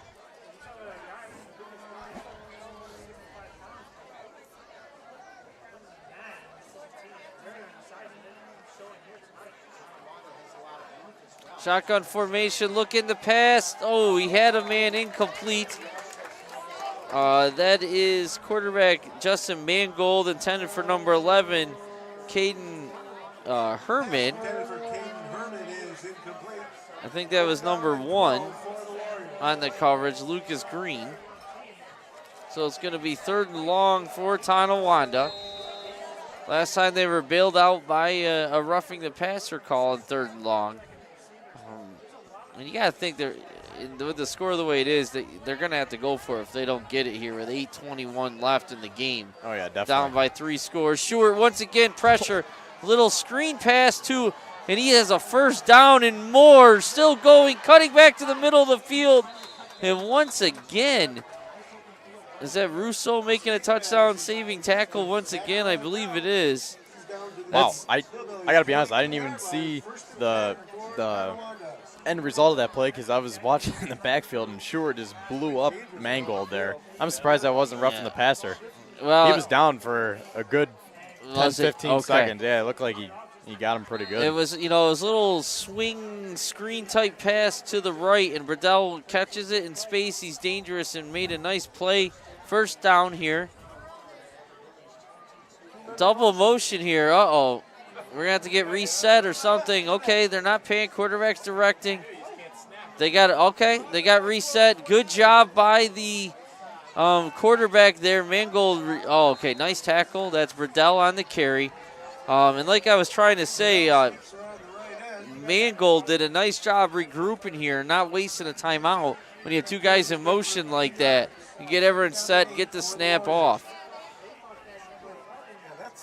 Yeah, and he was able to get up from that big hit from Stewart, and he was able to get up, run down the field, and quickly get the play off. Right, and still had the composure to handle that. 2 guys in motion there.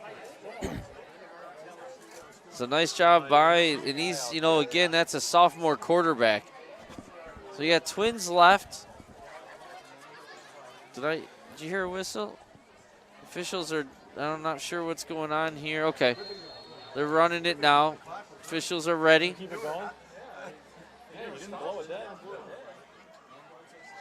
Double twin looking to his right. Oh, the receiver wasn't ready. He actually had a step on the defense, but that pass is going to fall incomplete. Make it 3rd and 8. Carry falls incomplete. 3rd down and 8 for Tonawanda. 6:47 left in the fourth quarter. Chip. Oh, never mind. Let's start it back up. Let's stop.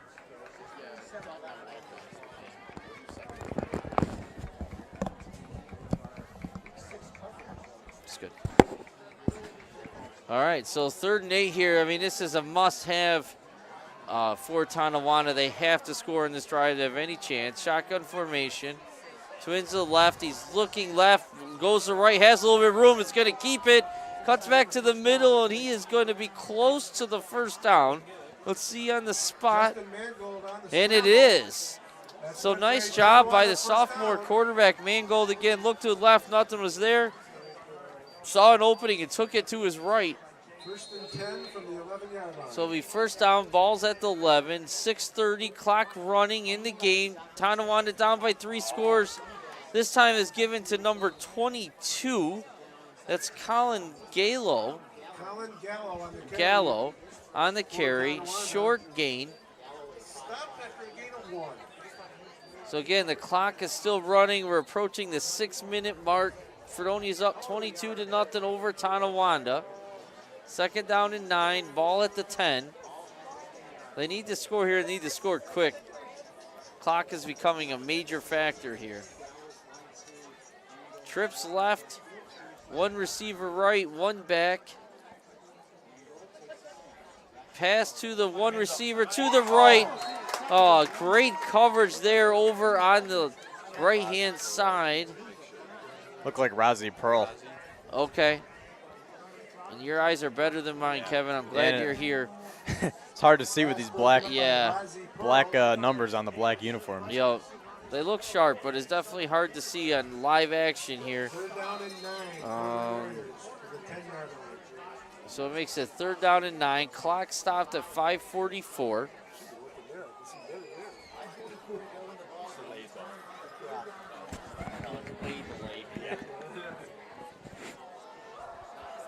Okay, we got trips left. 3rd down and 9. Mangold under heavy pressure. Short in his face again. Forced to throw it away. No flag. Okay, Mangold's a little shaken up, but he's back up again. 9 for the Warriors. That sophomore is going to be a good quarterback here next couple of years for Tonawanda. He's definitely going to have some bruises tomorrow. Yeah. And I think 75% of them are going to be from Nate Short. Yeah, he's not going to be sad to see Nate Short graduate in the spring, that's for sure. 5:40 remaining, 4th and 9.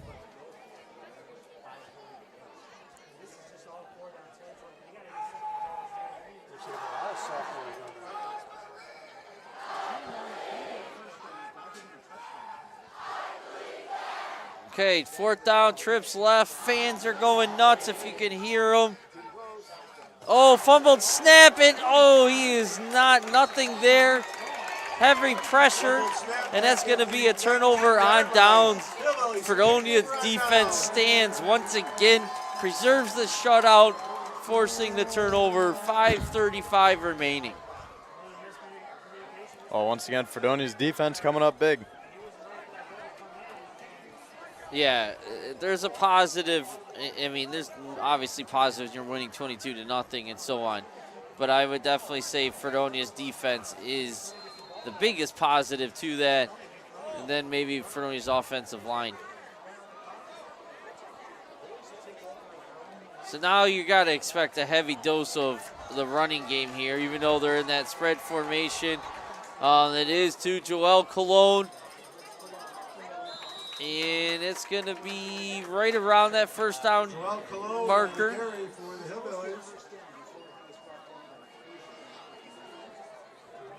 And it is. It's going to be a gain of about 10 and another Fredonia 1st down.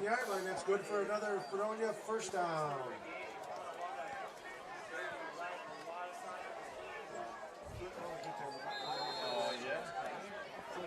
Schwartz still in shotgun. Twins to each side. Cologne to his left, and it is going to be Schwartz keeping it this time. Takes a big hit. Nice gain of about 4 for Schwartz. That's a design run play for the quarterback. Little zone read.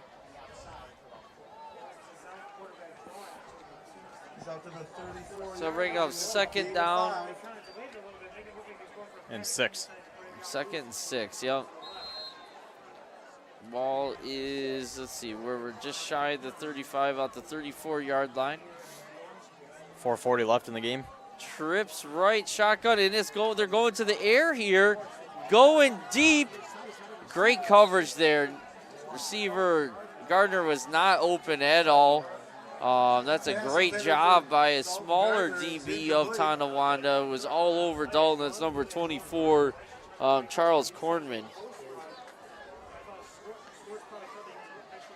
So it's going to stop the clock. 3rd and 6, 4:31. Little surprised there to see that, but yeah, you would think they would just, run and keep the clock. oh, high snap, Clock going. another pass play here, and it is. That's a great catch. Good throw. Trey Schwartz to Dalton Gardner. Gain of about 8 on the play, and more importantly, a 1st down. 42-yard line. That's good for another Fredonia 1st down.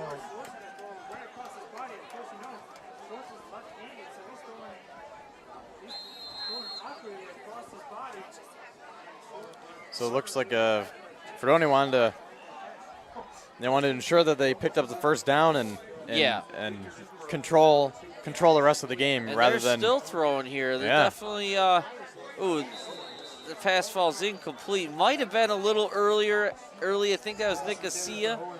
It was intended for Owen Nicosia. It looks like he got bumped just a little early there, but, officials disagree with me. 2nd down and 10. it's like they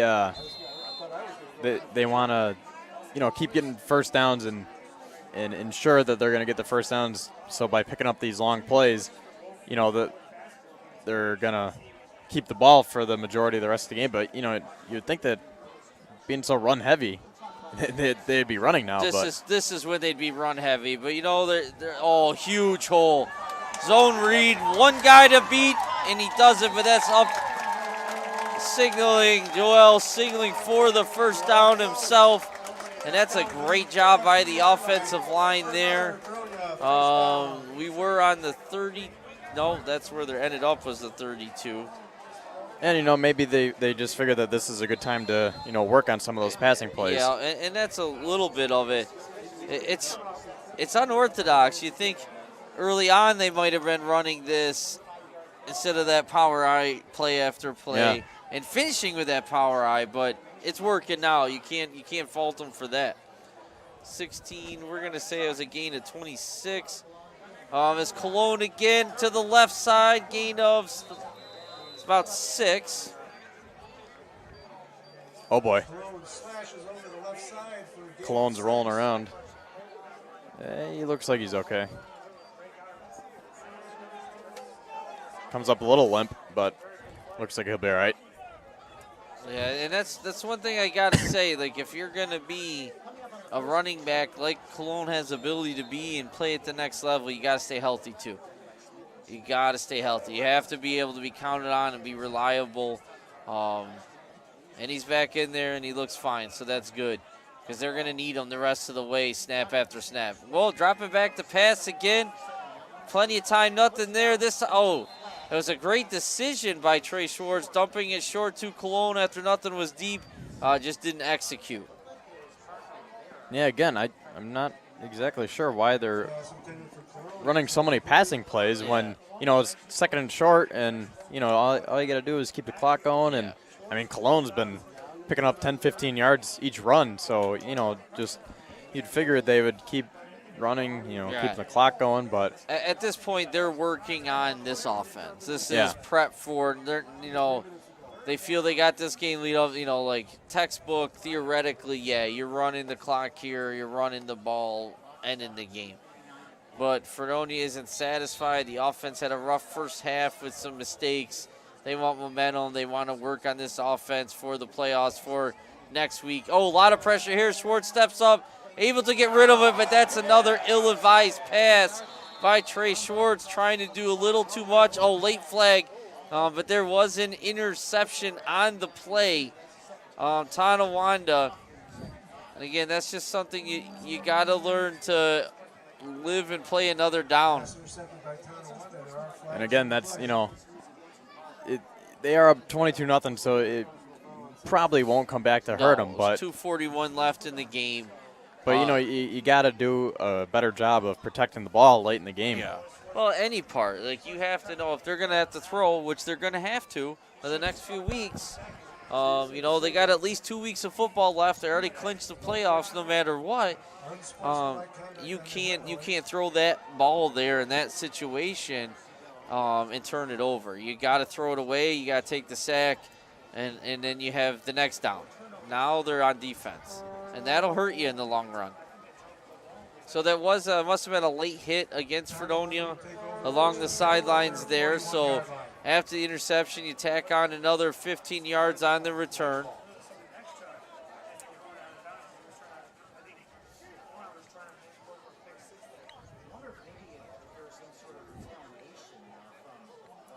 So Tonawanda start at their own 41. This might be their best field position of the half, if I remember correctly. But there's only 2:41 left, and they're down by 22. So yeah, they have good field position, and let's see if they can put some points on the scoreboard here. Right. Fredonia wants to keep the shutout. Tonawanda wants to, save some pride here and go down and score and maybe pick up a win in their final game of the season next week. Draw play.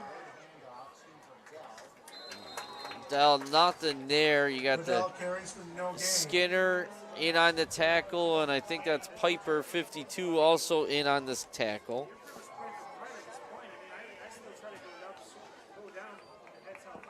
I'm about to see the interception in return. I want to see what that penalty was on that last play. Yeah, that Schwartz just tried to do a little too much there. Oh. That's interesting because a Fredonia player watching the replay got leveled on the sideline, and Tonawanda, it was a penalty against Fredonia. Hitch pass here. Oh, that's great pursuit. Great job by Fredonia defense there. I didn't see who made the tackle, but they were not fooled by that little hitch pass by any means. Bubble screen. Yeah, and the clock keeps running. Minute 45 left. And he didn't get out of bounds either. That's a big mistake. Nothing's there. At least stop the clock. You got Troy Lansky coming into the game. There's Trey Schwartz coming off. You got Anthony Gullo coming in the game. Betts, number 77, coming in the game. Nate Schwartz coming off. Great game for him. Number 66 coming off of Fredonia as well. Wiedenhofer has been in the game. Good for him. Dom Gullo comes out, sophomore, cornerback. Back to pass here. Look, he does have a man completed. Makes one tackle, but there's Russo playing free safety, waiting for him, saving a touchdown. Russo and Piper in on the tackle. First down, Tonawanda. Clock stops temporarily. Ball at Fredonia's 40-yard line. Once the chain is set, it will start again. There we go. It is going. 54 seconds left. Clock's running down to about 50 on the snap. Looking deep down the right-hand side. Oh, just incomplete. He was open. Decent coverage there by Apthorpe there also, and just couldn't quite make the play. That was a nicely thrown ball. Yes, it was. The students are heading down towards the end zone here with 46 seconds left. There will be a bonfire for homecoming tonight up by the Wheelock School in the parking lot area. Homecoming dance is tomorrow night. And they're ready to celebrate this win, hoping the shutout is preserved. We got second and long, ball at the 40. QB keeper this time, and nobody is fooled there. That's a sack on the play, loss of play. That's number 84, Troy Lansky, just coming in the game. Good job by that young man. Getting some congratulations from his teammates.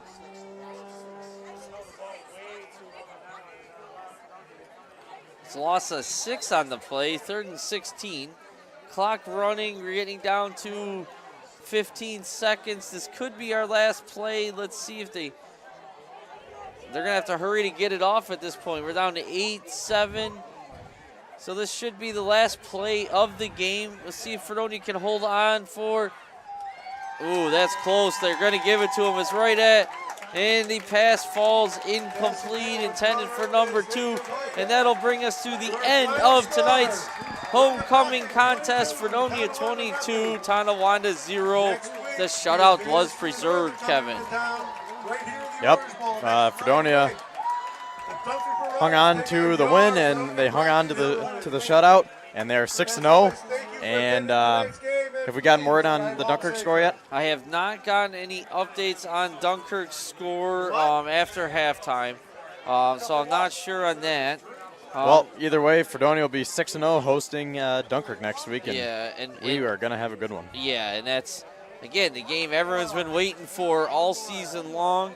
You got to imagine Dunkirk's going to hold on and defeat Burgard and probably take over second half. Similar score. Okay, we got an update. It's 22-0. Not sure how much time's left. That game is still going on. Looks like Burgard might be driving, but yeah, we're looking at 2 undefeated teams, division championship on the line, and that Dunkirk-Fredonia rivalry on the line. Oh man, it's gonna be a good one next week. Absolutely. Fredonia Access, we will be here next week for the game. You can also watch us and see the game replayed on FredoniaAccess.com. And you can see the Dunkirk Access game on DunkirkAccess.com, both YouTube videos. Check us out, give us some credit, share with friends and family too. Big thanks to Chip and Greg Krause who put up the stand. And Cody here did a great job on the camera. Cody Decker. Absolutely. Home from, you're at Alfred State now, Cody. Awesome. Playing football down there too. So good job for Cody. Kevin, any final thoughts before we sign out? Well, it wasn't the cleanest game for Fredonia. There were a lot of mistakes, but overall, Fredonia played another really well game, and they did a lot of good things, offensively and defensively, and even on special teams too. And like we were saying the whole game, they were run heavy in the first half. They opened up that passing game, and look what it did to their offense in the second half. It just opened up everything. So next week against Dunkirk, they got to do that same thing, because you know that Dunkirk's heavily scouting Fredonia, and they know that Cologne is their main the main guy. Oh, so without a doubt, you got to do what you did in the second half and really open up that playbook. Get Cologne going. Get him going early on, but let Swartz roll out and change up the formations. Mix in a few passing plays here and there, and just for the defense, continue to cover their gaps and play with the same intensity and confidence that they are, and I think they'll be good. Yeah, and that's it. Next week game could come down to the passing game. You have Phil Messina, sophomore quarterback in Dunkirk, and his favorite receiver, Conrad Thomas. You have a number of receivers like Levens and Nicosia and Gardner with a senior cornerback, Trey Schwartz. It could come down to that passing game, because both teams are going to be determined to stop Cologne from Fredonia and Cleckley from Dunkirk, both outstanding running backs. Dunkirk did lose Taiwan Wright, who was a third-year varsity player as a junior in their first game of the season. So it's going to be a awesome matchup. I can't wait for the game. And we'll see who wins. But win or lose, both teams have a good chance to make a run in the playoffs too. Don't get me wrong, but right now it's all about that division and the rivalry pride. And it will be a packed house next week. I guarantee you that. And one last thing, in a game like that, it's going to come down to, we know that both teams are really good. But it's going to come down to the small things, who's going to commit less turnovers, who's going to have better communication on both sides of the ball, who's going to have less penalties. And, whoever can limit all those the most, I think will come out on top. Oh, that's a great point. The couple of games I've seen with Fredonia, there has been a lot of those unforced errors, fumbles on handoffs, and penalties. And a lot of drive killers, too. Yeah, and you can't do that against better teams. I did a quick tally here. It's unofficial stats.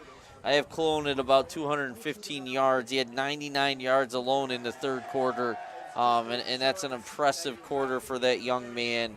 Actually, check that. I missed one carry, so he had 99. He had 110 yards in the third quarter, so that puts him about 225, 226 yards on the game. Without a doubt, that's a dominating performance, and you have to give a lot of credit to the offensive line too, because they were paving that way. He wasn't getting touched 5, 6, 7, even 10 yards down the field sometimes. Yeah, the line was great tonight. There's another Yankees fan that's sad in front of me right now. That's too bad. Do we have an update in the Yankees score? I hope they're still losing. Okay. We are going to sign out here, though. I do not have another Okay. update. Hopefully that, yeah. Hopefully that means the Red Sox haven't scored more. Hopefully the Yankees can push across a few runs there. All right, so we are going to sign out. It's FredoniaAccess.com. It is 5-0 Red Sox. At the That's end of too 5. bad. At the end of 5. Sign out. I'm Shannon Davis, Kevin Syracuse. We got Cody and Chip. Thanks, everyone, and we will see you, hear from you next week. Good night, everybody. Have a good one.